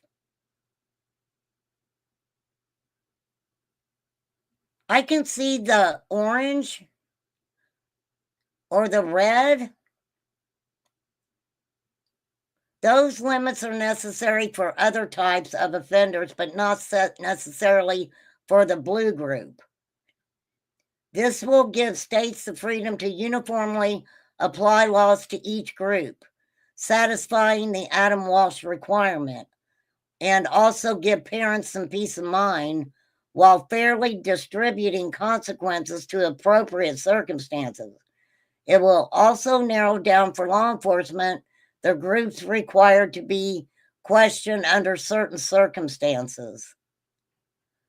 I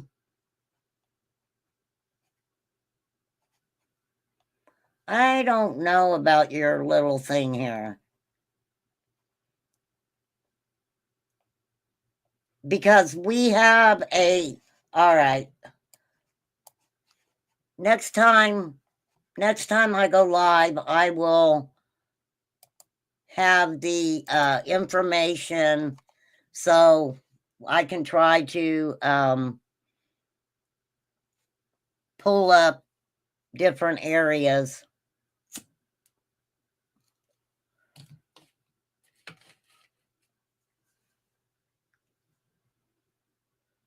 Well, I think it's important that people do know the colors, the lights where they can feel safe.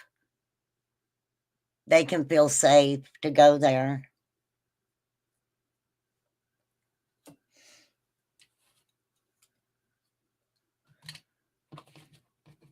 But going back to our little 21-year-old who thought that she was going to sell her baby so she could get a house and a car and go to work and become a respectable citizen at 21, and then she was going to go back and take that baby back.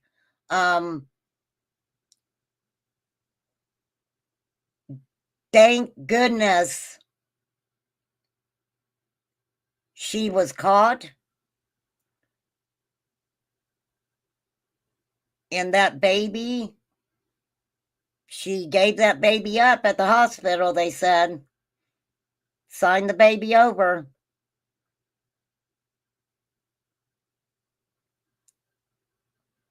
That could have ended up very badly. Very badly. I think I have a story on my watch later list about a woman who sold her daughter for $200. And I don't believe that was what. Oh, I hate that I can't remember that little girl's name. For real. I just can't remember her name. Her mother sold her for a couple $100. Shooty pooty. And yes, to let you know, I will be talking about Lisa Steinberg. I've already started pulling up my information on that. So that's a very interesting story. Okay, here we go.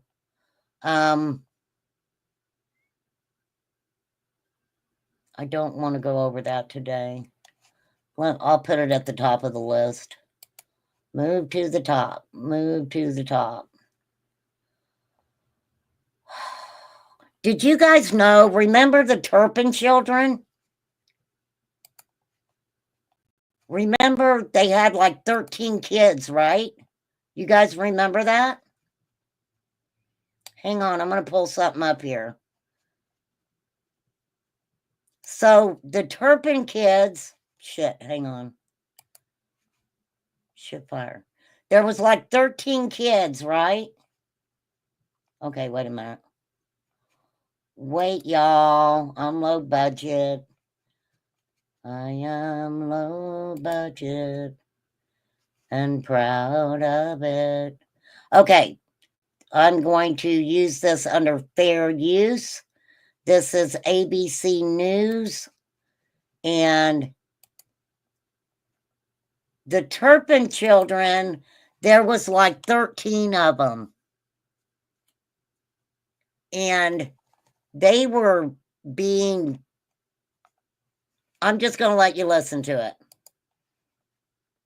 Because unfortunately, they sent these kids to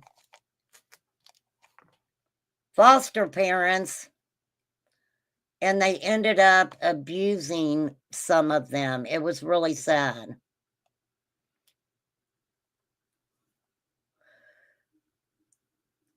Won't help someone like me who won't remember colors for which. Running for my life and knock on alopecia front door.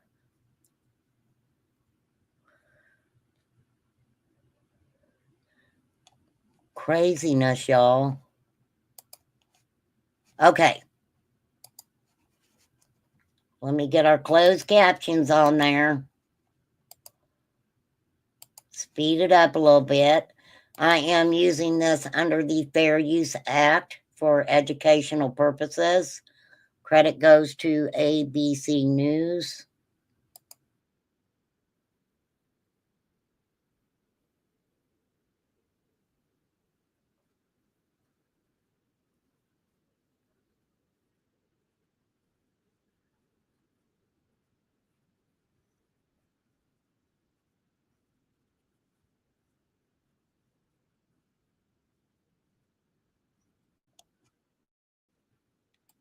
"12 siblings, 12 kids." And when you see them all together like this, and they've got the collared shirts on, this is all fake. It's all fake. They only did this to make things look good.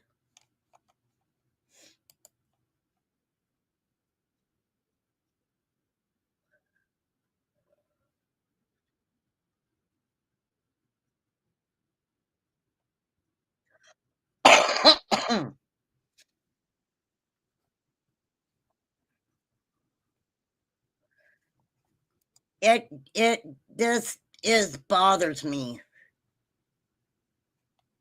Oh, absolutely. There are many, many women out there that will just trade their children for substances.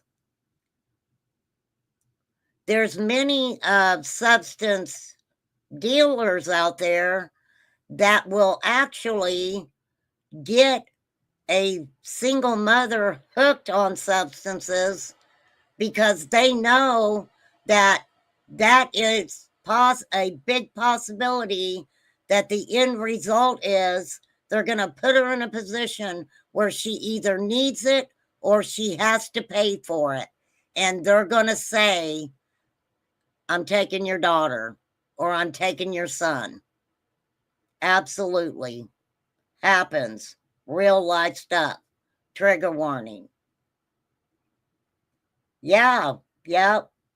They were chained. They actually found chains.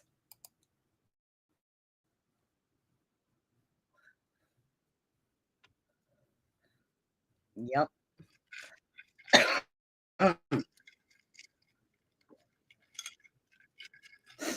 Wow.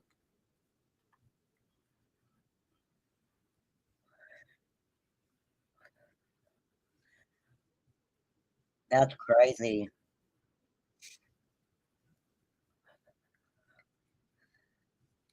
Oh my God.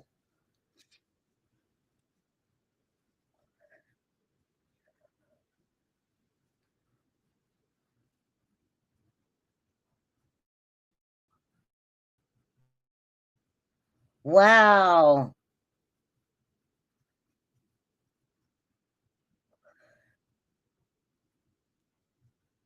How were they apart anyway?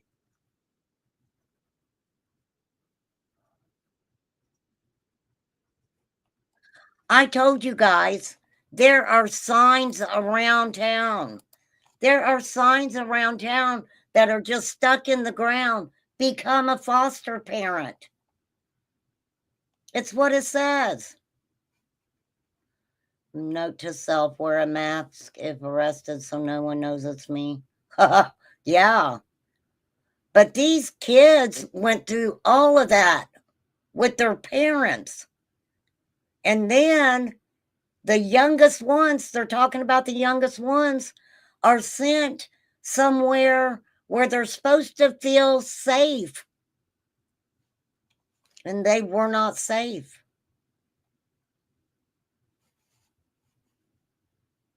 Sad.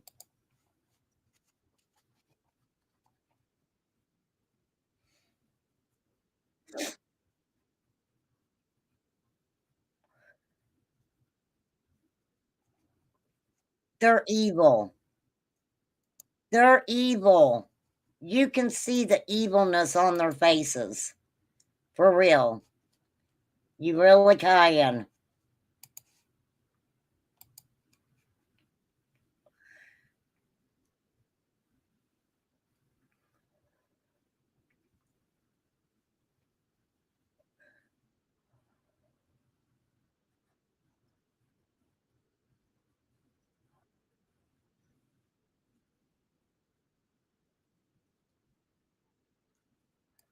Look at her. She's a teenager. I believe she was 17 at the time.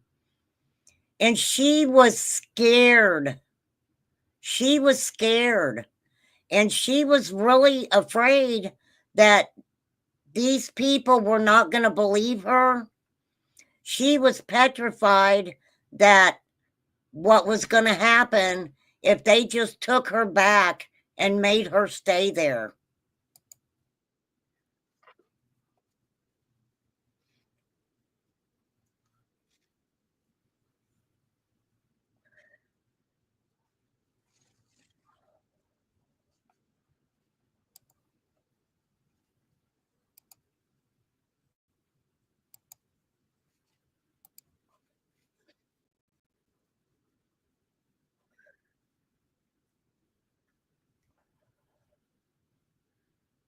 Look at all the trash. Hoarded garbage.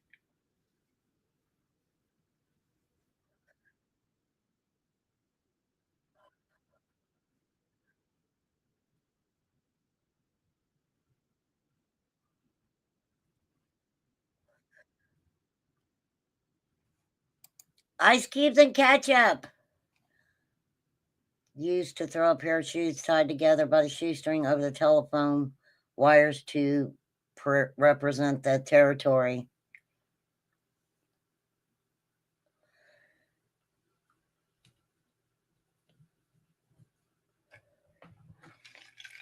Well, I know when I was younger, if they got your shoes and threw them over the telephone lines, that usually meant you got beat up, and they took your shoes and threw them over the electric lines.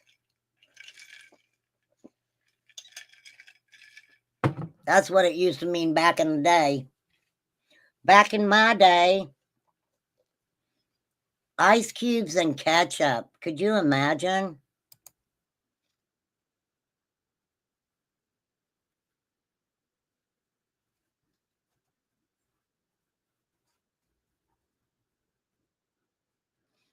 Trigger warning.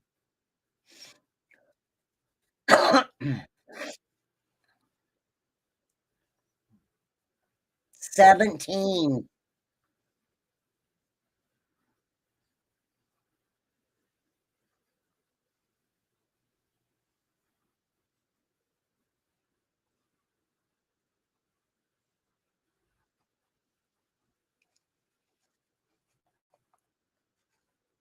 Look at these parents. No sound? Okay. Thank you, Flies, for letting me know that. Everybody else is just listening to me talk. That's them. That's the parents. That is the parents.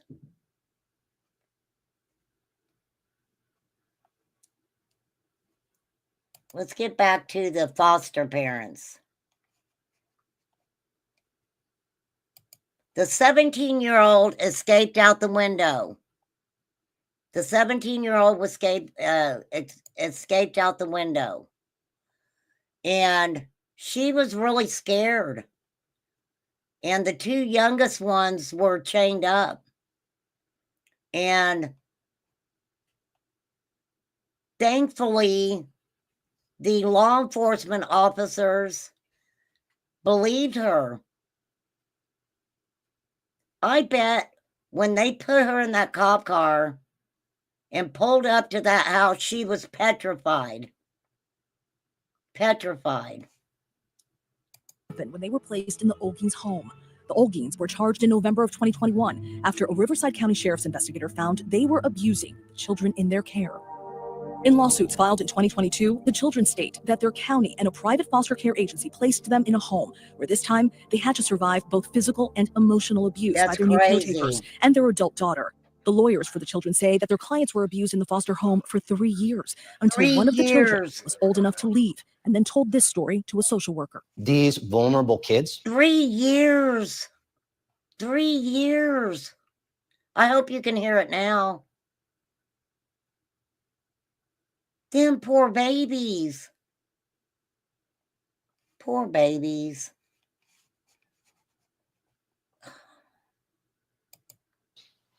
Were emotionally abused and they were physically abused. Elon Zexer and Roger Booth are lawyers for the 6 youngest Turpin children. You'd think with the entire world watching that there would have been extra care exercised to make sure that these kids were being placed in a home that was really an exceptional foster home with a really good track record. ChildNet is a private foster care agency that was contracted by Riverside County. And according to the lawsuit, the agency knew that other foster care children... Wait. What? Uh-oh. Uh-oh. Uh-oh. Uh-oh. Uh-oh.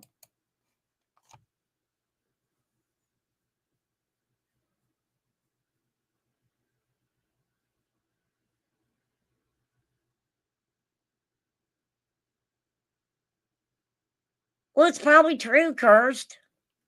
What do you mean what do you mean they could have lied to you? That's probably true. I mean,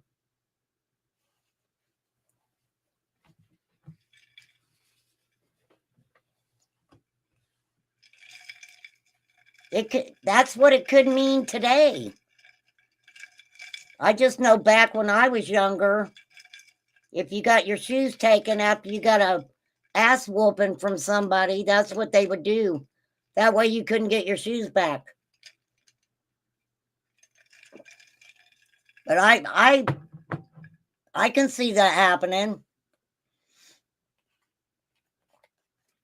I can see that happening.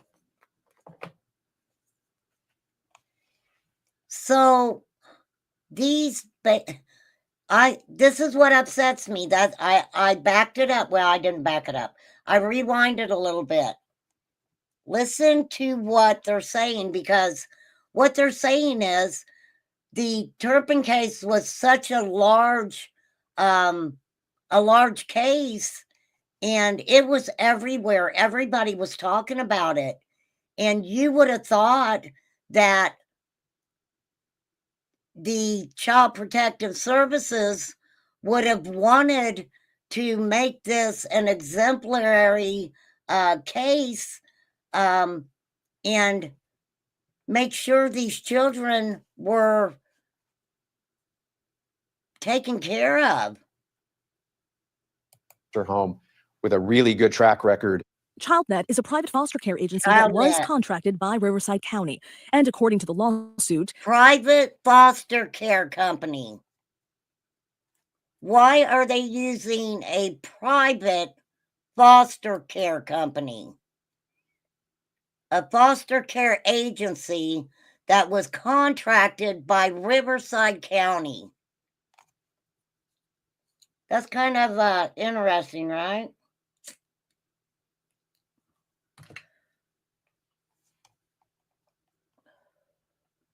According to the lawsuit, the agency knew that other foster care children who had spent time in that home had allegedly been abused. Wow. The county and ChildNet have denied each and every allegation against them and did not provide comment on today's sentencing. The lawsuits are trying to get to the bottom of answering how all this occurred. There's also been an outside investigation that Riverside County, California had put together in order to find out what happened here. Lawyers for the Turpin children say it was like living a nightmare all over again. They're being told they should kill themselves, that no one would love them ever again, that no one does love them. In the complaint, the children say the abuse consisted of hitting them Oh in the my face with God, sandals, pulling their hair, no. hitting them with a belt, and striking their heads. Some of the children accused their former foster father of grabbing and fondling them and kissing them no. on the mouth. Marcelina Olguin admitting to multiple counts of lewd acts as part of the plea deal. They were forced to eat moldy food in this house. And after they ate the moldy food, after the kids would throw up from the moldy food, No. they were then forced to eat their own throat. No, no, no. Oh my gosh. I am so sorry, you guys. I am so sorry. I did not know that these things weren't going to be said. Trigger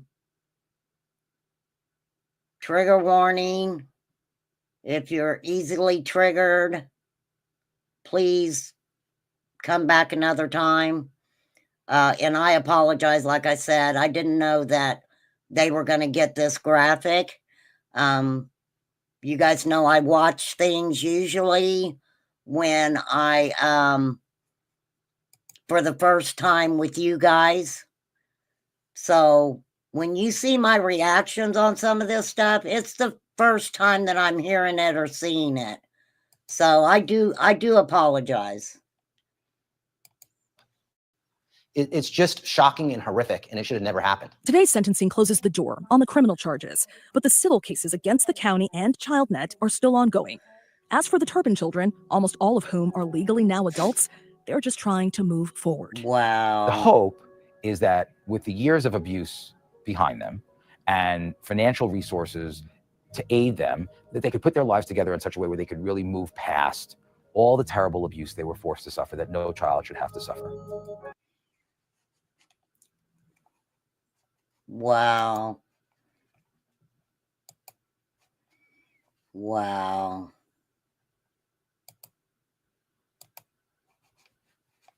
That is so sad. That is so sad.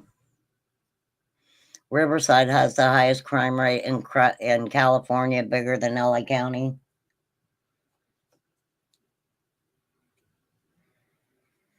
To go, that is so sad.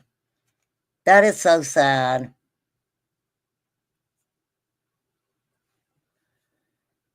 And like he said, a lot of them are adults now.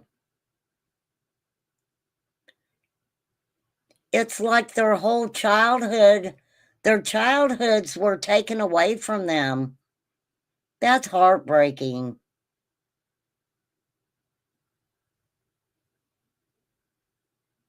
And sometime we will get into these private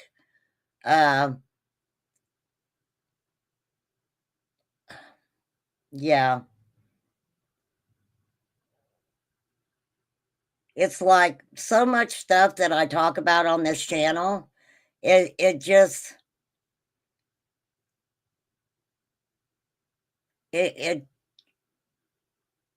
everything just goes in 20 different directions.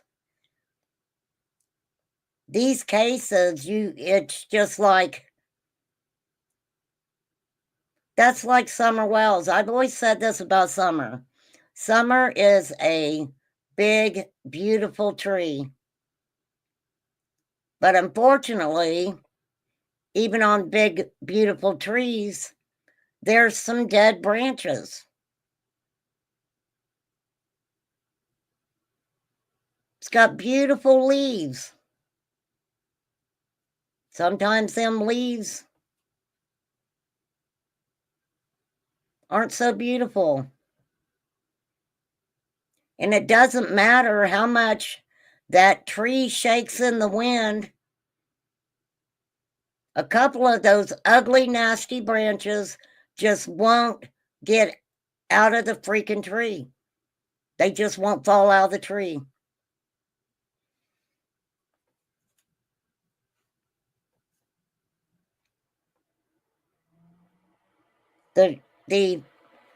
When we talk about Summer's case, even Sebastian's case, you can look at it as some sort of trafficking situation.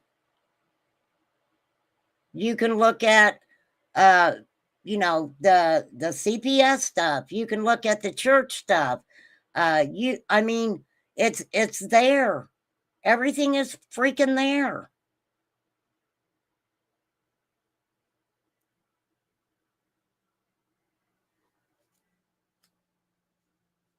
But them rotten ass dead limbs with the ugly leaves invading that beautiful tree, they haven't fallen yet.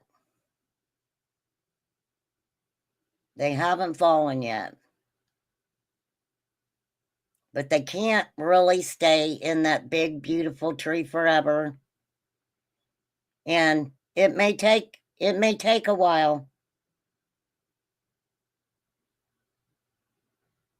But one day, I hope there's justice.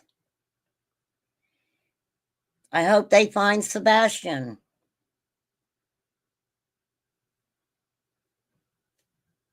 I hope they find Michael Vaughn.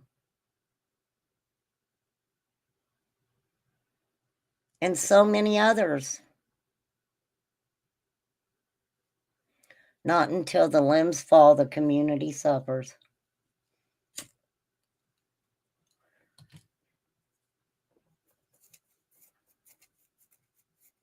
It's all just so. Hey, Zena Belson. Zena with Belson. Zena with Belson. It's just, I don't know, you guys. It's all really sad. It is. It's really sad.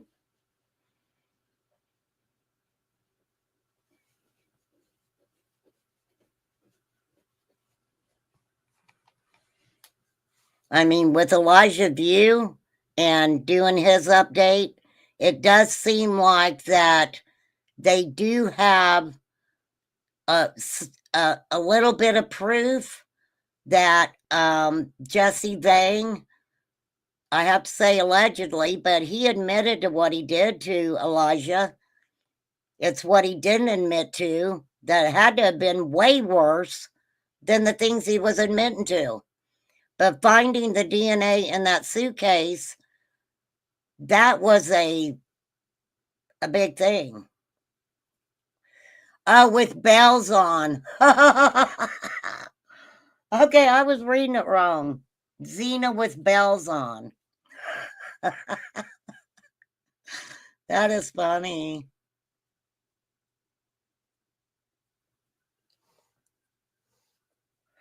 That is funny.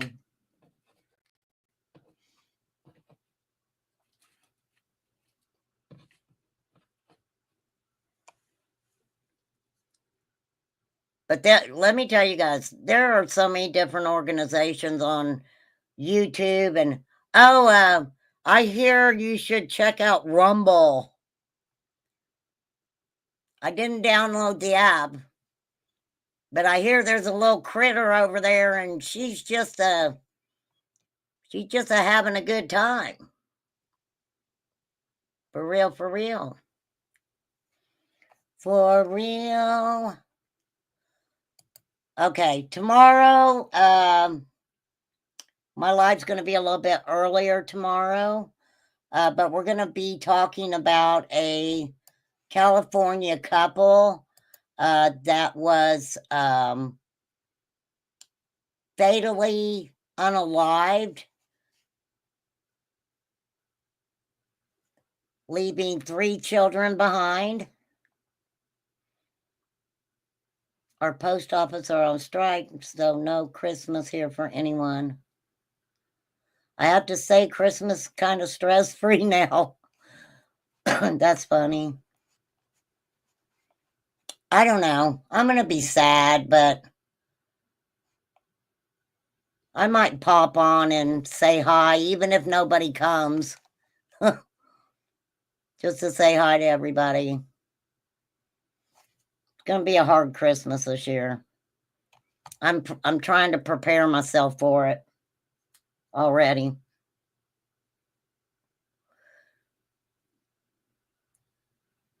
They are federal.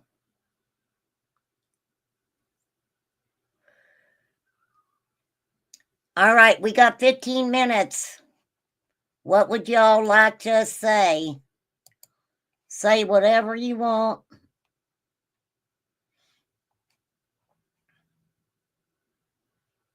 But I hope I talked about some cases that interested you guys today. I'm really bad at throwing a lot of cases at you guys at one time. And I do apologize about that. I mean, there are cases that I do like to talk about by themselves. But I'm trying to catch up on my cases. I'm trying to catch up. Bly sent me a lot of really good ones, so I'm trying to catch up on those. Thank you, Flies.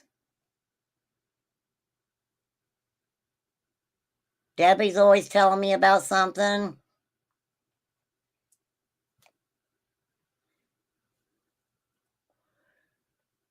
For sure, for sure.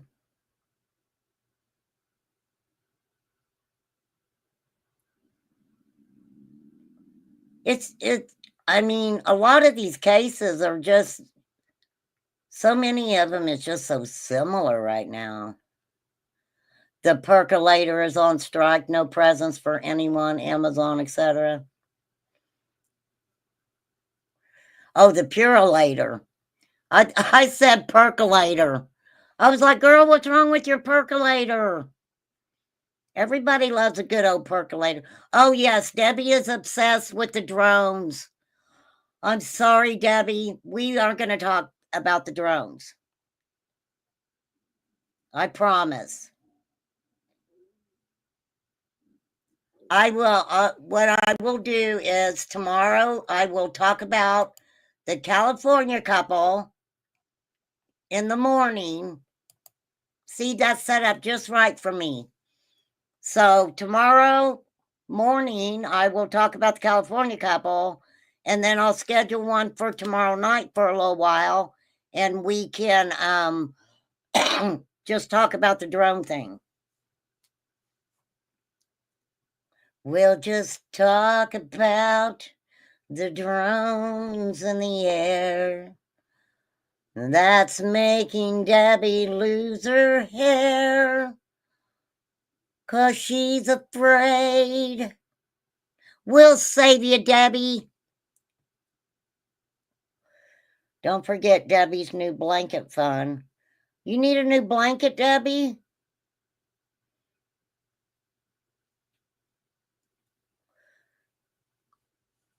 Well, Flies, you let me know how much a blanket is. Because if we're going to get Debbie a blanket, it's going to be a blanket from you, lady. This is the problem. Flies does some beautiful stuff. She does beautiful blankets and stuff. But I don't think people realize that in our economy, yarn is really expensive unless you can get it on sale. So what happens is it's the post, it's how much it costs to mail it out at the post office. It's ridiculous how much it costs to mail things out at the post office. It's ET, and he's wanting your phone to call home, Debbie. Oh, yeah, Debbie needed him for the back seat.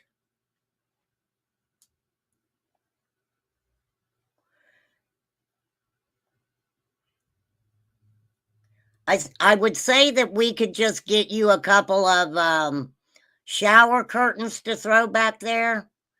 But then, you know, people might think that you're a serial unaliver or something, and that's why you have shower curtains in the back seat of the car. So we don't want to do that. You know, we could get you one with little hearts on it, you know, little bitty hearts or whatever. Something that you can wash really simply. Oh, definitely send me some videos, you guys. I'll play them. I'll pull up a few of them tomorrow. I got a few. Last package I mailed out was just a hat and scarf, glove, and kitchen set. Almost $30. Dang. They are it's expensive just to mail them out. That's crazy. You need bleach to go with the blanket?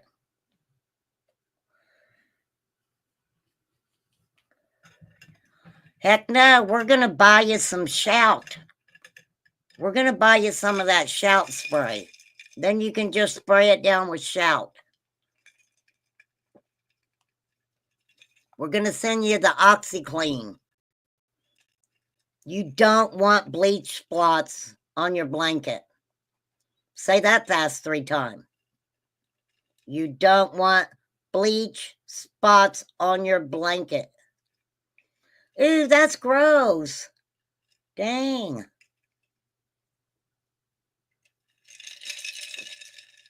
For real. But no, Flies does beautiful, beautiful blankets. Everything she does is so cool looking. She's freaking talented. Yeah, Shout.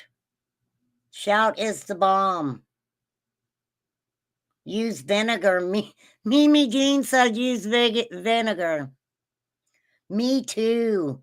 Me too, Zena. I love quilts. I love quilts. But I have a lot of shawls. I wear a lot of shawls and stuff like that. I love a good shawl. So that's usually what I'm wrapped up in around here. I have a blanket that my aunt made for me probably 45 years ago. Like 45 years ago. My aunt made me a blanket, and I still have that blanket. And it is a beautiful blanket. I just took like 30 full-size blankets to the nursing home. Oh, did you? That is so cool. That is so cool you did that, Flies. For real. Yeah, you don't want baby oil, Debbie. Oh, that is cool. She's going to have twins? That's exciting, isn't it? That's super exciting.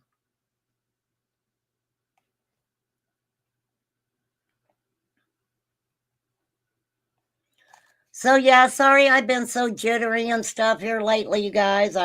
Like I said, I got one more day of the dreaded steroid. And hopefully maybe one more day of the little bit of jitters, and then maybe that'll go away. Because I don't like it. And I can't say it enough. I don't like it. I don't like the way it makes me feel. The way it makes me feel. That's Michael Jackson. That is Michael.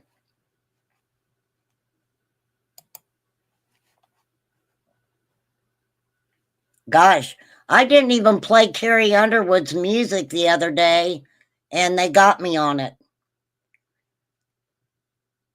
I was just showing Carrie Underwood's picture, and they were like, "We got you, lady." 2 wee boys. She named the one after my late twin, Joey, Riley, and Caleb. Wow. Yes, prayers, prayers. Prayers for the baby. We can all do something for a good cause, even if it's just going and volunteering an hour or two at the animal shelter. I would want to bring every animal from that animal shelter home. For real. I'm just like that. I would just say, oh, I can't leave you in here like this. I would want to bring them home. For real.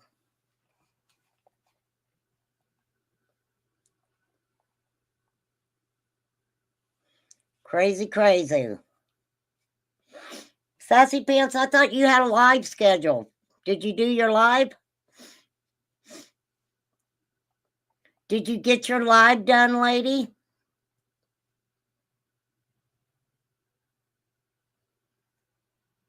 Last emoji was a boo-boo. I've done that before. I never know which emojis to use. I just use crazy emojis. Don't forget, you guys, there's, for the members, there's emojis that you guys can use. There's 4 on there.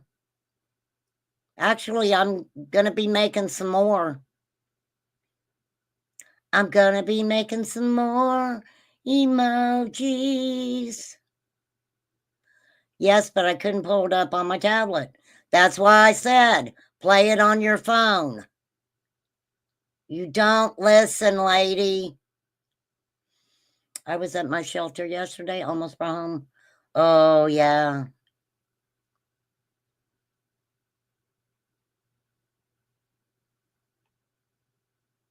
Crazy, crazy. There you go, Debbie. Debbie's got them up. Debbie got them up. Well, whippersnappers, I'm going to get my butt off here. And we will see how much time our little 21-year-old, I'm going to sell my baby, is going to get for her little shenanigans. I hope she does get time. I want to keep an eye on the 2 social media monsters. Did you know children's hospitals need volunteers to read to kids? I knew that because they've got like organizations too, where you can actually go in and hold babies and rock babies, and they have so many good things that you could do. But that's great that you can volunteer to read to the kids. Thank you, September Virgo. Always good to have you in here. Absolutely, Mimi Jean.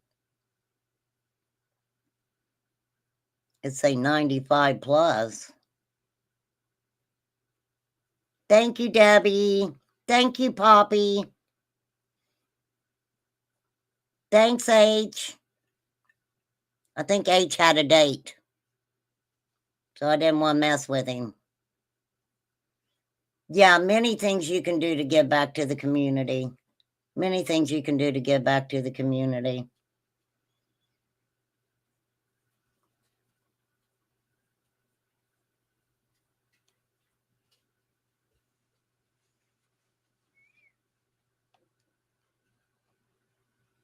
Well, I don't know how to tell you to, Sassy Pants.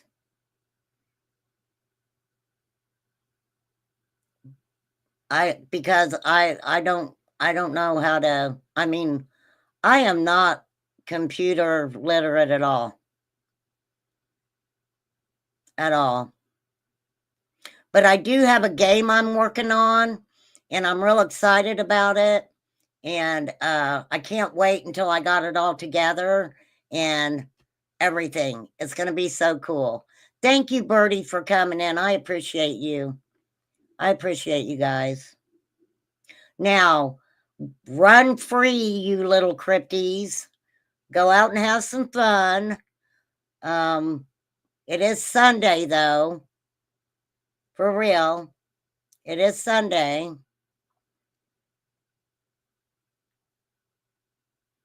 And I'm getting off of here. But I appreciate each and every one of you guys. Thank you for hanging out. Flies, I'm so glad that you got to hang out for a little bit. So I'll be hollering at you, girl. I mean, I won't be hollering at you, but I'll be hollering at you. Yes, I have a game that was created. My daughter did. Yes, it's going to be so cool. It's a game that I created. It's a game my daughter created that I'm helping create for my channel. And it's going to be a lot of fun. So I'm really excited about it. It's kind of going to be like, I don't want to tell you. If I tell you, somebody can make it up before. No, I'm not going to holler at you. Why? Did you do something? Do I need to holler? Do I need to holler at you, lady? I don't think you've done anything. I don't know. For real. But it's going to be a lot of fun, and I'm really excited. So I definitely got to get on that. So I will catch you guys tomorrow. Not too early. Probably around 1-ish. And we're going to go over the California individuals. I am sure I did. It depends on who you ask. Holla. Flies on the coleslaw. Flies. This is Betty, your friend. Let me in. Let me in your house, Flies. Give RC your link. Yes, I need the link, Lisa. I don't even have the link to your channel. Lord have mercy. Text it or something. I'm trying to help you, Lisa, but I don't have what you have. Girl, you got better than me. I don't have what you have, so I don't know how to help you. Ha ha ha. Kirsta asked you some questions. Look, Lisa, I have a live that was done February 13th, 2023 that I did with Lisa. That is what she wants to play. I have given her permission to use that live. And so that's what she's trying to figure out what to do.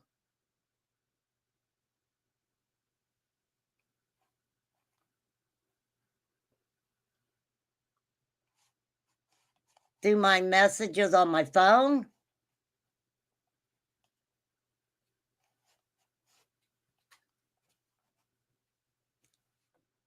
Well, that's why I told you just use your phone. You should have just played it on your phone. We'll get it worked out. We'll figure it out, Lisa. We'll figure it out. But yes, I did give you permission to use it. For real. Good luck with it. And I appreciate you back in February of 2023 speaking with me on my channel. I was a new channel, and you come over and hung out and had conversations with me. And I appreciate that. And it was a good live, I think. So you'll get it worked out. Yes, the cat is not the same. The cat is not the same. So, I don't know. We'll find it. We'll find it. You'll get it. I'm sitting here wiping my nose in front of you guys. That's horrible.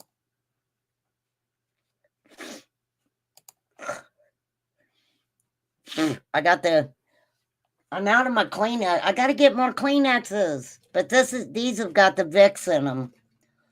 I don't know if they done me any better having the Vicks in them. I mean, I already have Vicks. I just never thought to really use it. So, all right. 3 hours. My ass is off here. Thank you, guys. Thank you, mods. Thank you, subs. Thank you, everybody. Thank you, members. Thank you, Jesus. Okay. So, good luck, all y'all. Catch you tomorrow.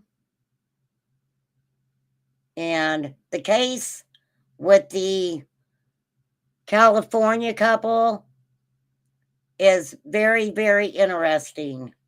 You're clipping what? What are you clipping? What are you clipping?